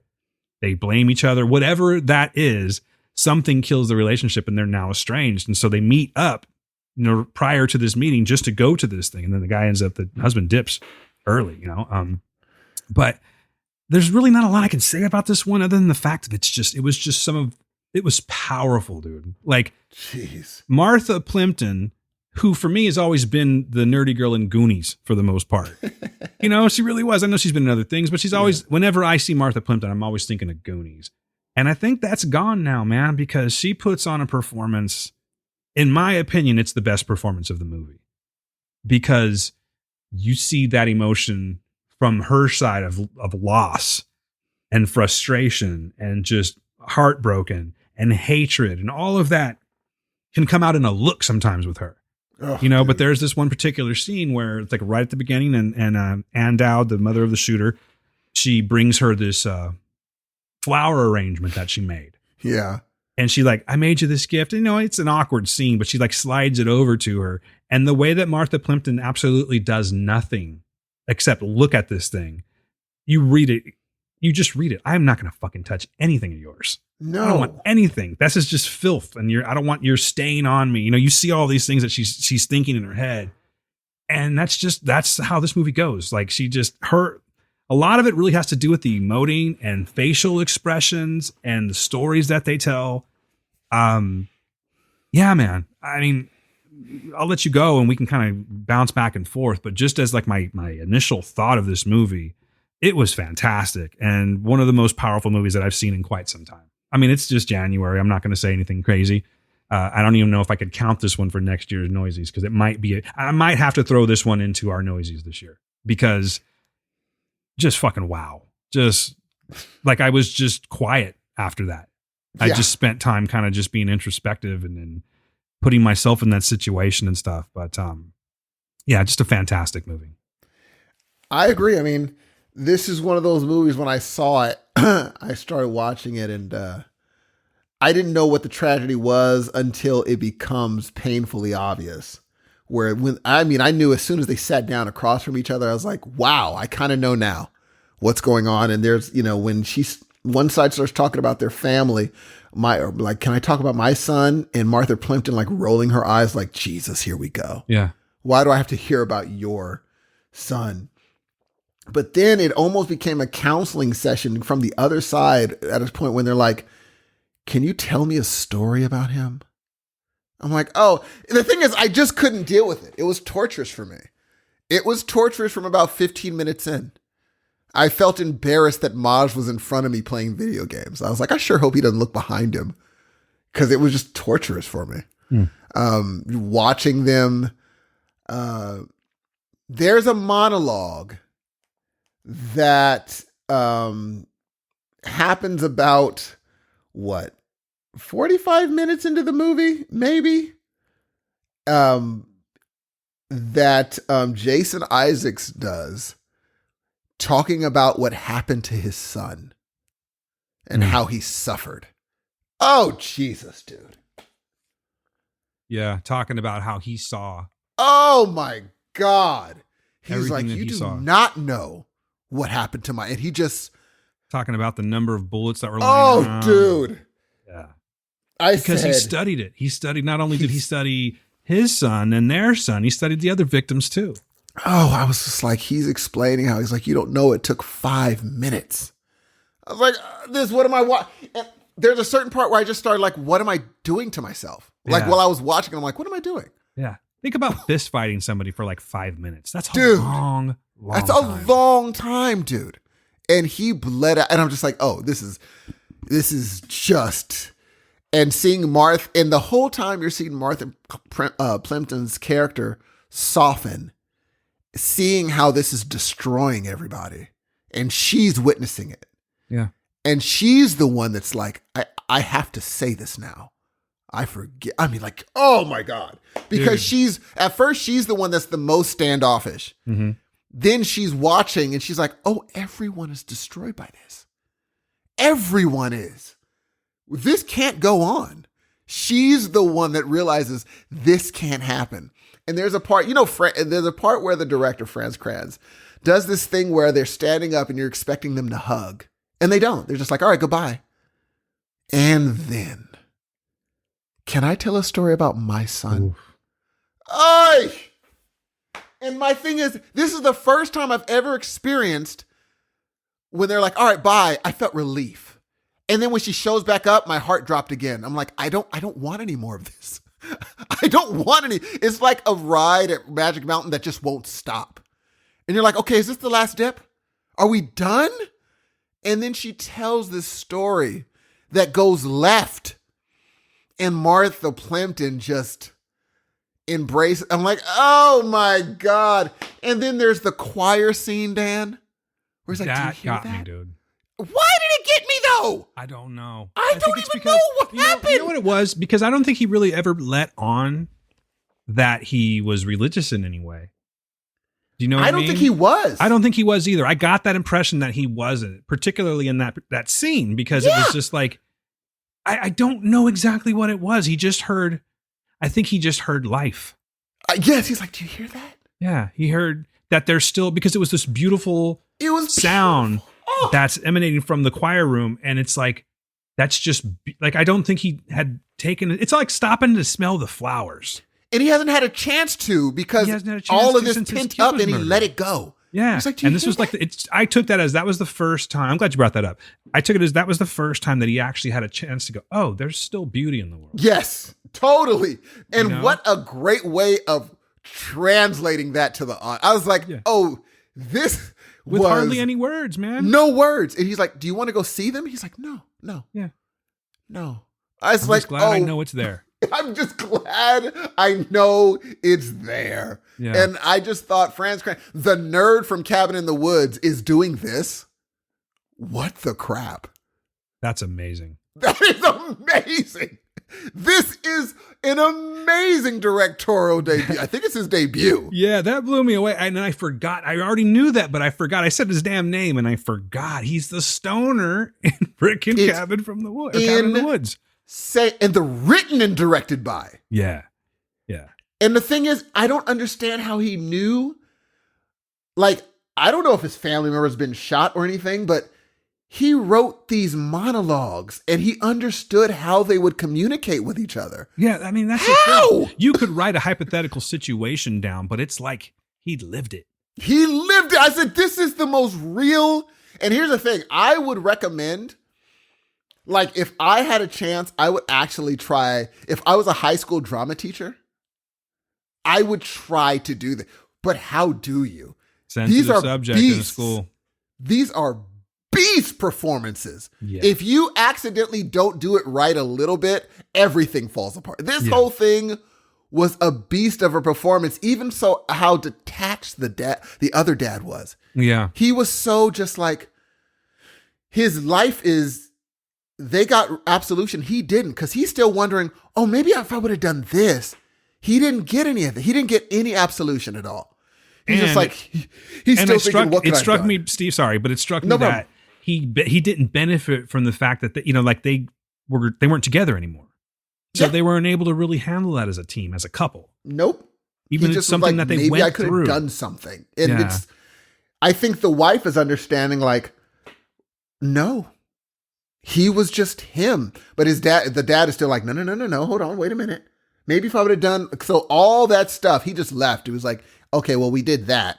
He got no absolution. I think the mom did, but now she's living a life alone by herself and ostracized by pretty much her whole neighborhood, probably. I mean, that's the thing. And that I really think that's how it would go. You are the parent of a murderer. You are the loneliest. And like she told them, she's like, I'm also the loneliest person in the world. And I'm like, Jesus, and Martha you saw her eyes be like, oh my God. And she started seeing how they interacted with each other and was like, oh, this this couple is destroyed. Even the other Jason Isaacs saw it.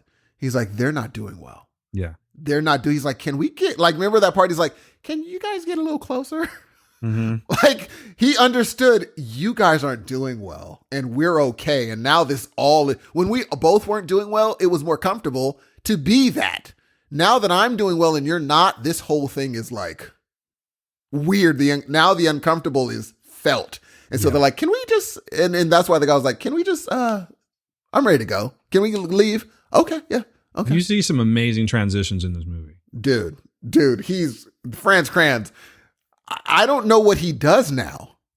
I don't know, man, because it's like, yeah, I mean, that's your. What do you do? That's your debut. Exactly. What do you do now?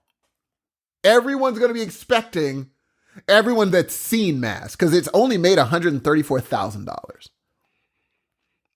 I feel like this movie's going to have a revival, but then again, it's really heavy content. That's what I'm saying. Do people during a pandemic? Right now, where shootings are still happening all the time, do we want to watch this? It's a good point, man. I wouldn't.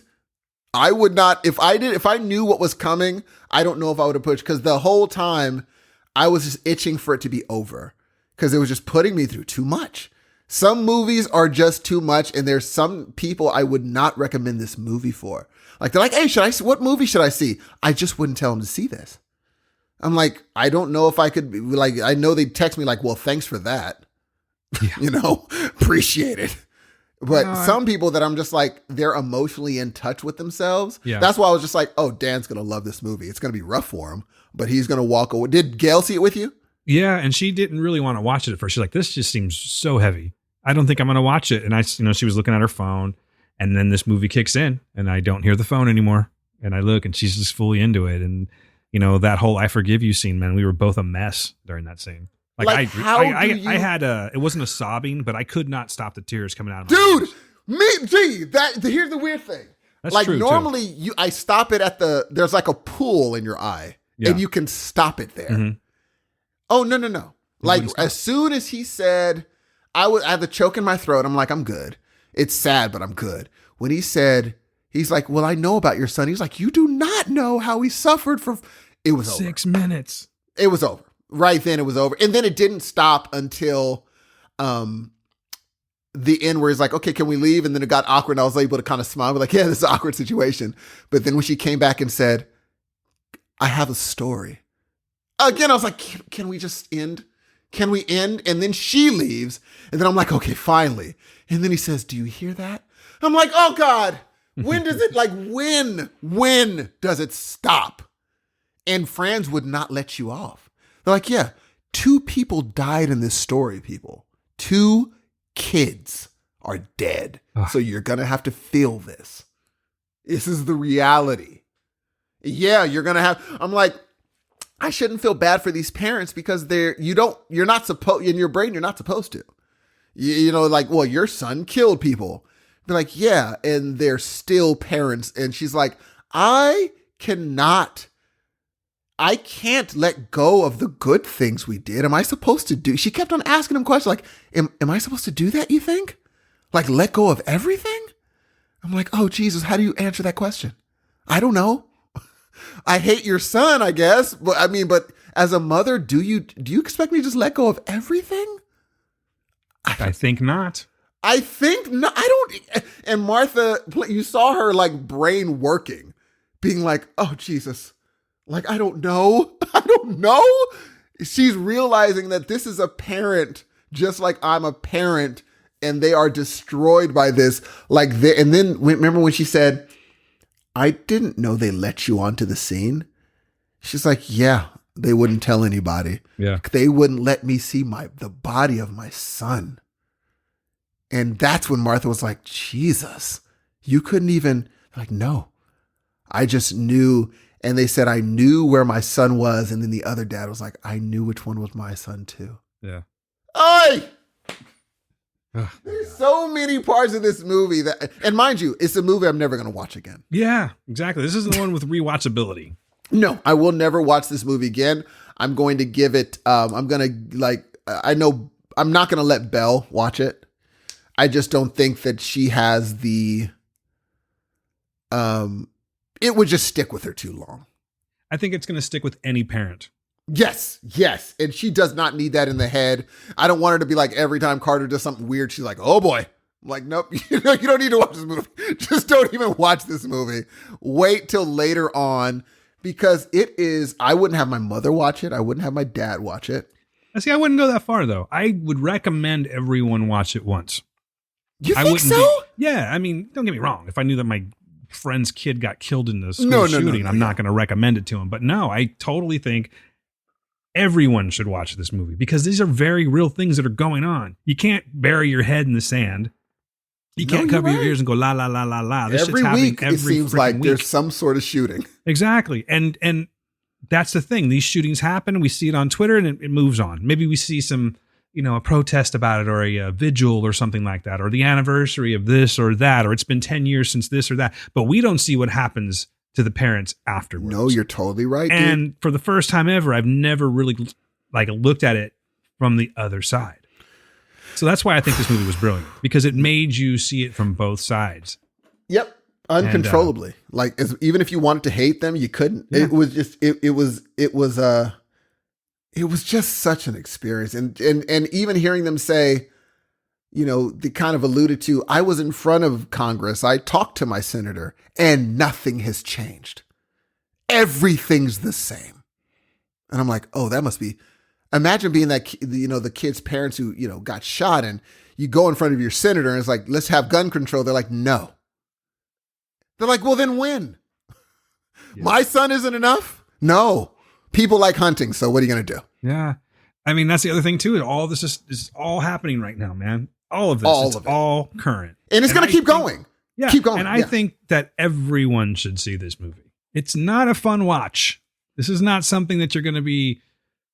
There are no Tony Starks in this movie. There are, you know what I'm saying? This is just as real as a movie can get without actually being a real situation. A nonfiction is what I'm saying. So yeah, super powerful. Dude, and I'm going to ask you something. Mm-hmm. And this is what I thought when he said, I've done everything and nothing's changed. I can promise you, and I know a lot of people that are gun owners and all this stuff, that these parents, if they could ban every gun on the street, hunting or not, to bring their kid back, they'd do it. Of course. When you're in that situation where it's just like, if I knew that someone was going to get a hold of a gun, well, then I would just get them off the streets today. And that's why they're fighting for it now, and they're being ignored. You see them in Congress, like saying, is my son's death not enough to get him? Well, people like hunting, and they're just like, okay, you know what? Okay. I guess how many deaths are enough, dude? And I never thought of it. I'm like, oh, that's right. When I'm watching the Congress, I get mad like gun control isn't happening. These parents are walking out of that room and their kid is gone. Mm-hmm. So I'm mad, mind you. I'm like, no gun control, that's bull crap. It's so much deeper for them. And I was like, oh my God, they have to go home. And knowing nothing's changed, and knowing another parent is going to have to feel what they feel.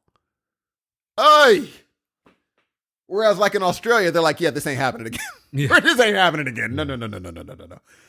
And I couldn't imagine how that feels. And I'm glad that he put it in I didn't think he was going to touch on that part once it started, but he's like, yeah, we tried to get change happened and nothing's happened. And I'm like, oh, Jesus Christ, dude. So yeah, what's your rating, man? Without question, this movie is a solid 4.5 out of 5. I hate putting something silly. Yeah, I think we can. I think it's just going to be a 4.5 out of 5 for me.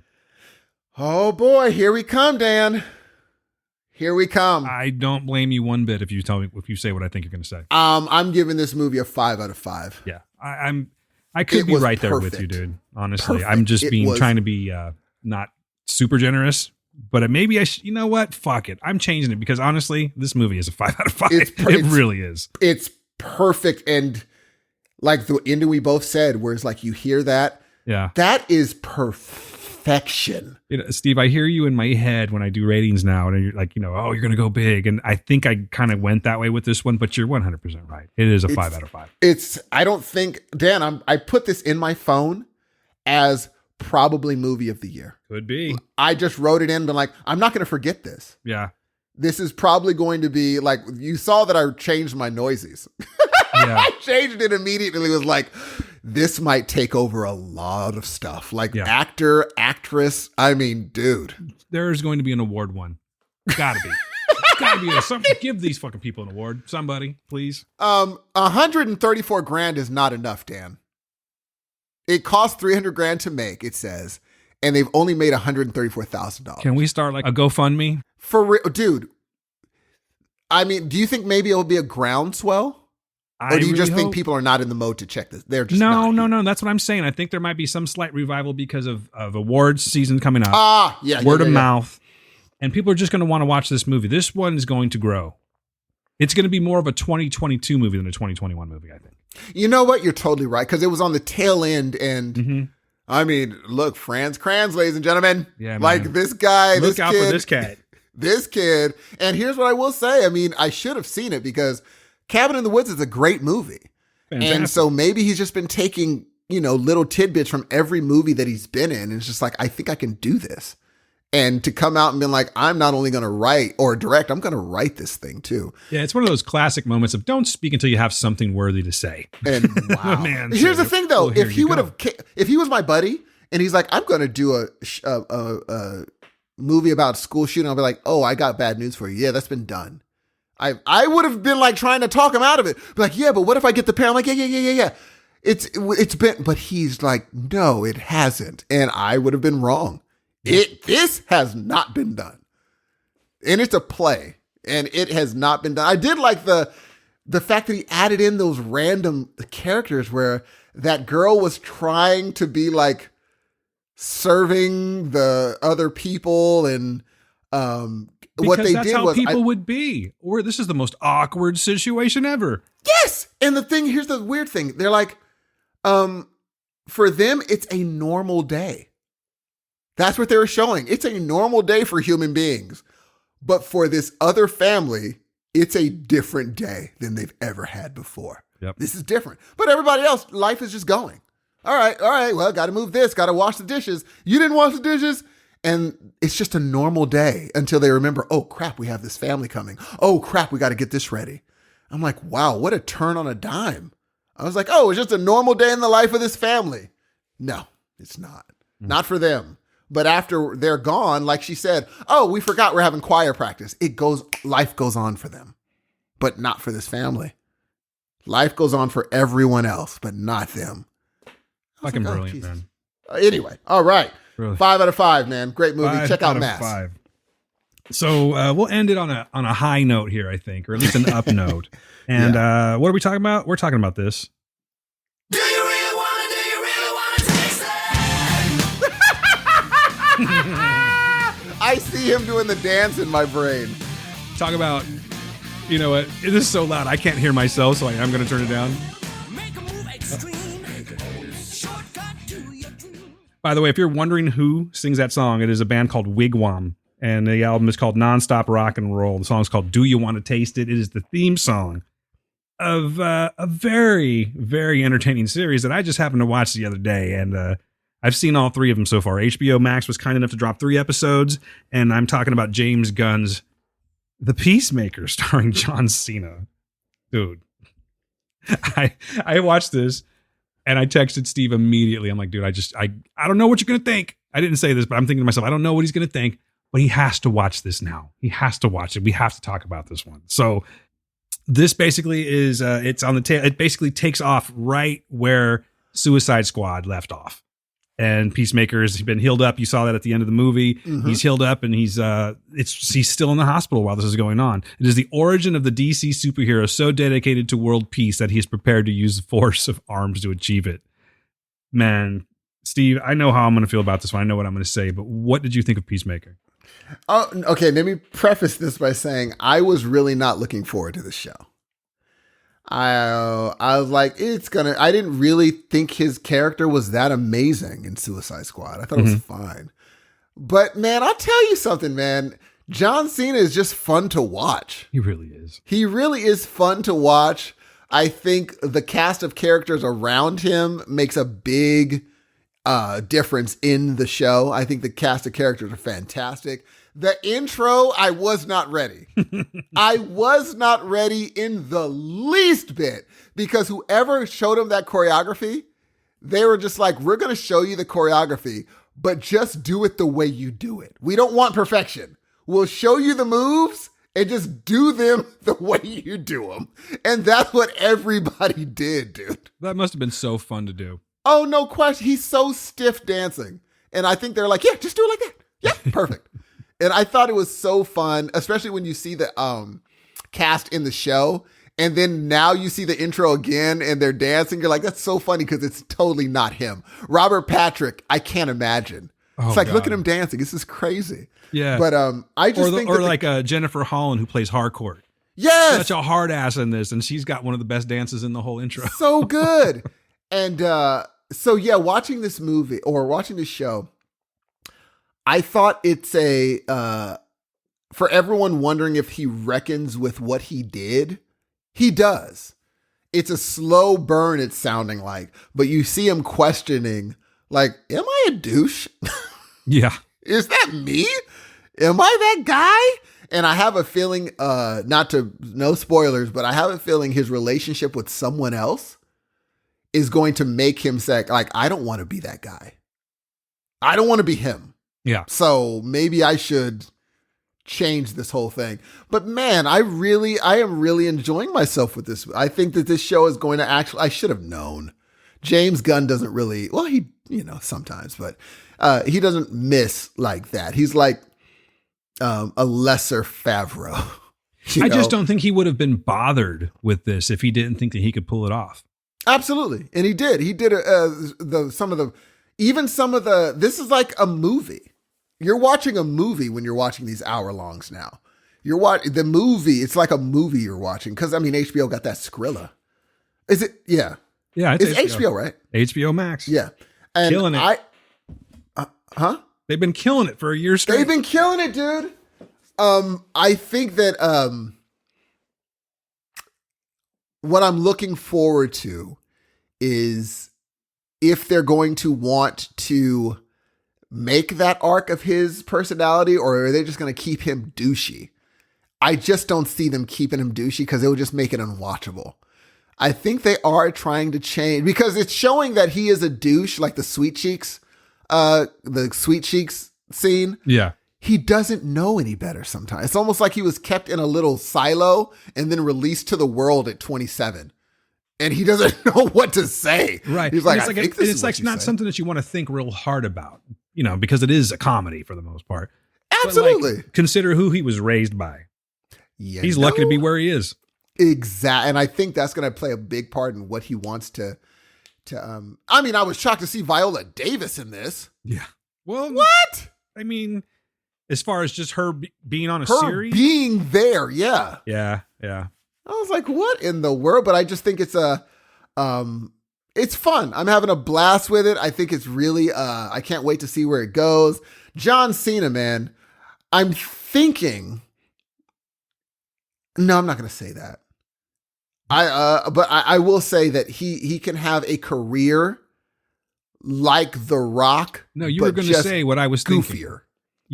I think you were going to say what I was thinking. Am I wrong in saying that Go you ahead. think he can be as big as The Rock potentially? Yes, but I had to really 100% think that's the case.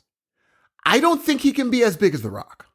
I think he has longevity more so than The Rock because The Rock hasn't really, and neither has John Cena, but between the two, I could see Cena doing more drama than I could see The Rock. No question. Now that is he could totally do the drama. The problem is the only thing that The Rock has is the name. Yeah. It just is drilled into people's head.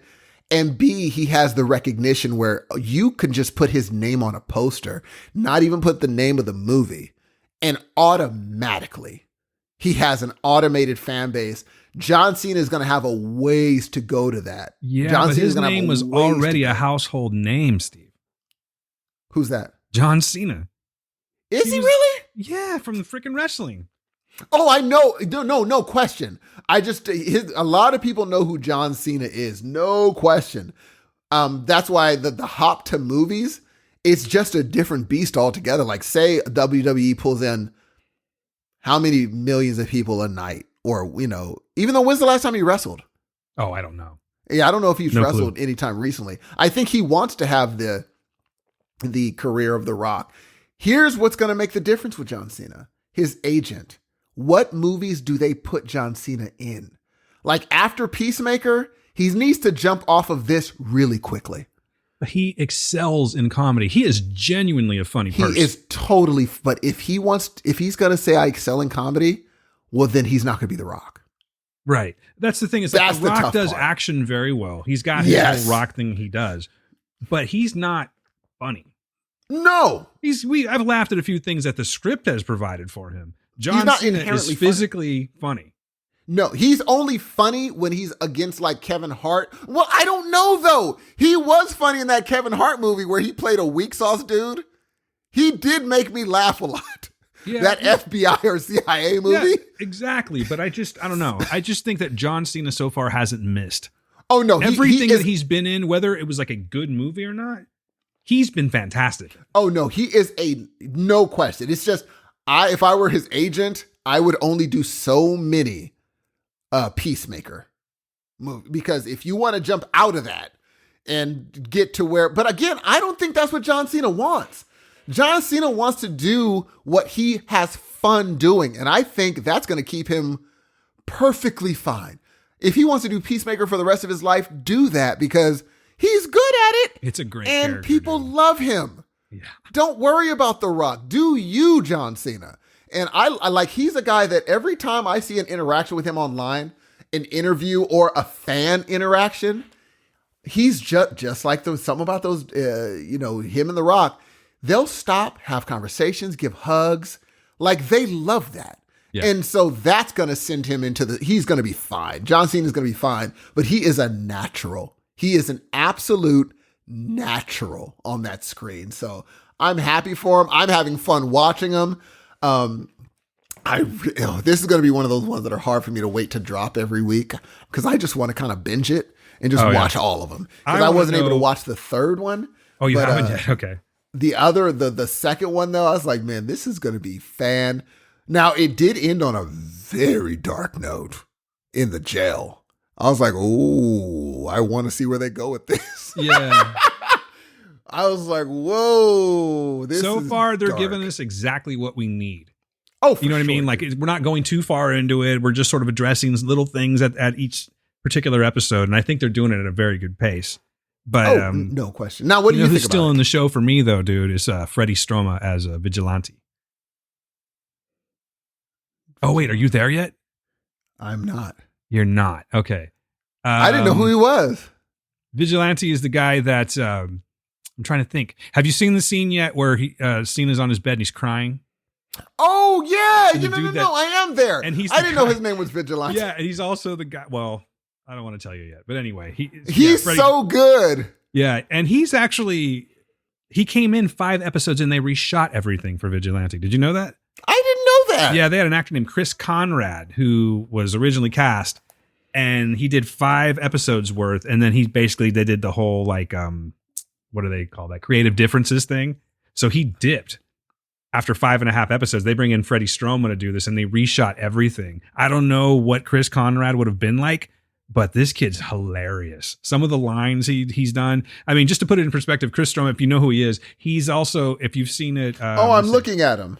Yeah, I've but never he's- seen him before. Well, you can picture him in the scene where he's by the dumpsters, and he's like, "Yeah, Peacemaker's back," and he's like, gets caught dancing. Do you remember that part? Oh yeah. He's like, "Yeah, I was just really happy, man. I'm really stoked because we're about to have a baby." And he's like, "You're having a baby, but you're trying to date my cousin." The other guy says, he's like, "Oh Dude. yeah, but I'm only happy because we're having an abortion." Be like, you want to come to our boy? And the dude was like, I'm not coming to your He invites abortion him to party. the abortion. Dude, it's so The whole thing was like, look at my crotch, I'm showing you. Yeah. And he's like, I know what's going to happen. Yeah. And it went on so long that I was like, maybe he is going to. Yeah. Dude, I think that Vigilante's going to steal the show. I can't wait to see the really rest funny of in him. episode 3. It's so good. Yeah. I want to see what he can do. Yeah. Well, you start seeing some of that stuff, you know, and he's definitely got a violent, there's a very violent side to him. And he actually tells he said it. He was like, I love killing people. Yeah. He's like, do you really enjoy that? I do. Yeah. When he was just like when they hurt people or, you know, do graffiti. I'm like, graffiti. You know, crush their heads until their eyes pop out. That was so good. But here's the thing. They're kind of making Cena not like the fighter I thought he was. Well, even more so in episode 3. Like something happens in episode 3 where you go, okay, now I have to sort of question Peacemaker. Like his slogan that they use repeatedly. What is it? Something about they say it repeatedly. I don't know by heart yet. But like he loves peace and he'll do, what is it? He'll torture and murder any woman or child to get it or something to that effect. They say that several times throughout that. And I'm starting to question on whether or not that's true after episode 3. Yeah, I gotta, because they show, obviously, you know, because one thing that have you noticed that the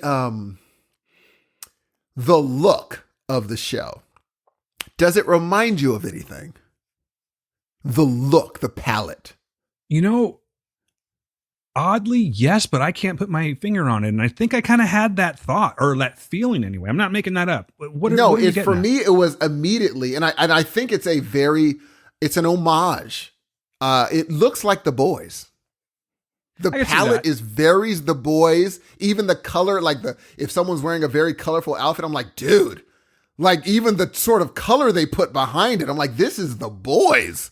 You know, it's funny. And I think it's a, you know, another way that The Boys have kind of changed the whole groove now, man. It's funny that you mentioned that because I thought I saw something pop up on Facebook and it said it's out now, but I think I was seeing like an East Coast feed.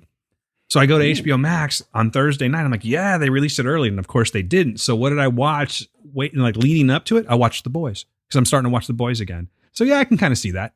Dude, I think but it's also its own thing. It's also its very, very its own thing. It's just, I think, especially like Vigilante's outfit, I'm like, oh, dude, just wearing it just normal and talking with the mask on. I'm like, dude, this is. He is so hell bent on not wanting anyone to know his secret identity, and he does something in episode. I think it's episode 3. He does something. I was dying because it's the way that he tries to prevent people from knowing what he looks like. Oh, I can't Dude, wait. you got to watch it, dude. It's really, really funny. Like this show is too new to really start going down the path of like spoilers and stuff like that. Like it's only been out. That's true. It's only 48 hours. So I don't really want to give any spoilers on it whatsoever. I will just say that TV is really, really good this month. And I'm really happy that this show exists. And I'm totally in. So, do you think this show gets greenlit if The Boys does not make it successful as it is? Yeah, I think so. I think that because it's dirty, and we did not see dirtiness like that. That's the thing, is that I don't know if you're saying greenlit. I'm not even sure if it would get created. Is the thing. Now, if someone just had that, came up with something like that, I don't think that Warner Brothers would really trip on it, or DC. I think that they would go for it, but it makes me kind of wonder because there was The Boys, and then and don't get me wrong, we're talking TV, not comics. But there was The Boys, and then suddenly we had Invincible, So they did. I think it broke down more walls than people are like, because that first season, they were like, let's go full on. And if people don't like it, such is life, but we're having our season the way we want it. Yeah. And they just went further and further, which makes watching if I would have never seen The Boys or read the comic and I watched Peacemaker, I would have been blown away. Like, whoa, look what they're saying on this comic show. Yeah. But we've seen worse. No question. We've seen worse in another show. So this is like tame for us. We're like, We'll see, man, because they definitely have potential for the gore. And it is HBO Max. So they can run with it, dude. They can run with it. I don't know if they're going to do running through a woman on the first. Well, we already know they didn't do running through a woman on the first episode. No.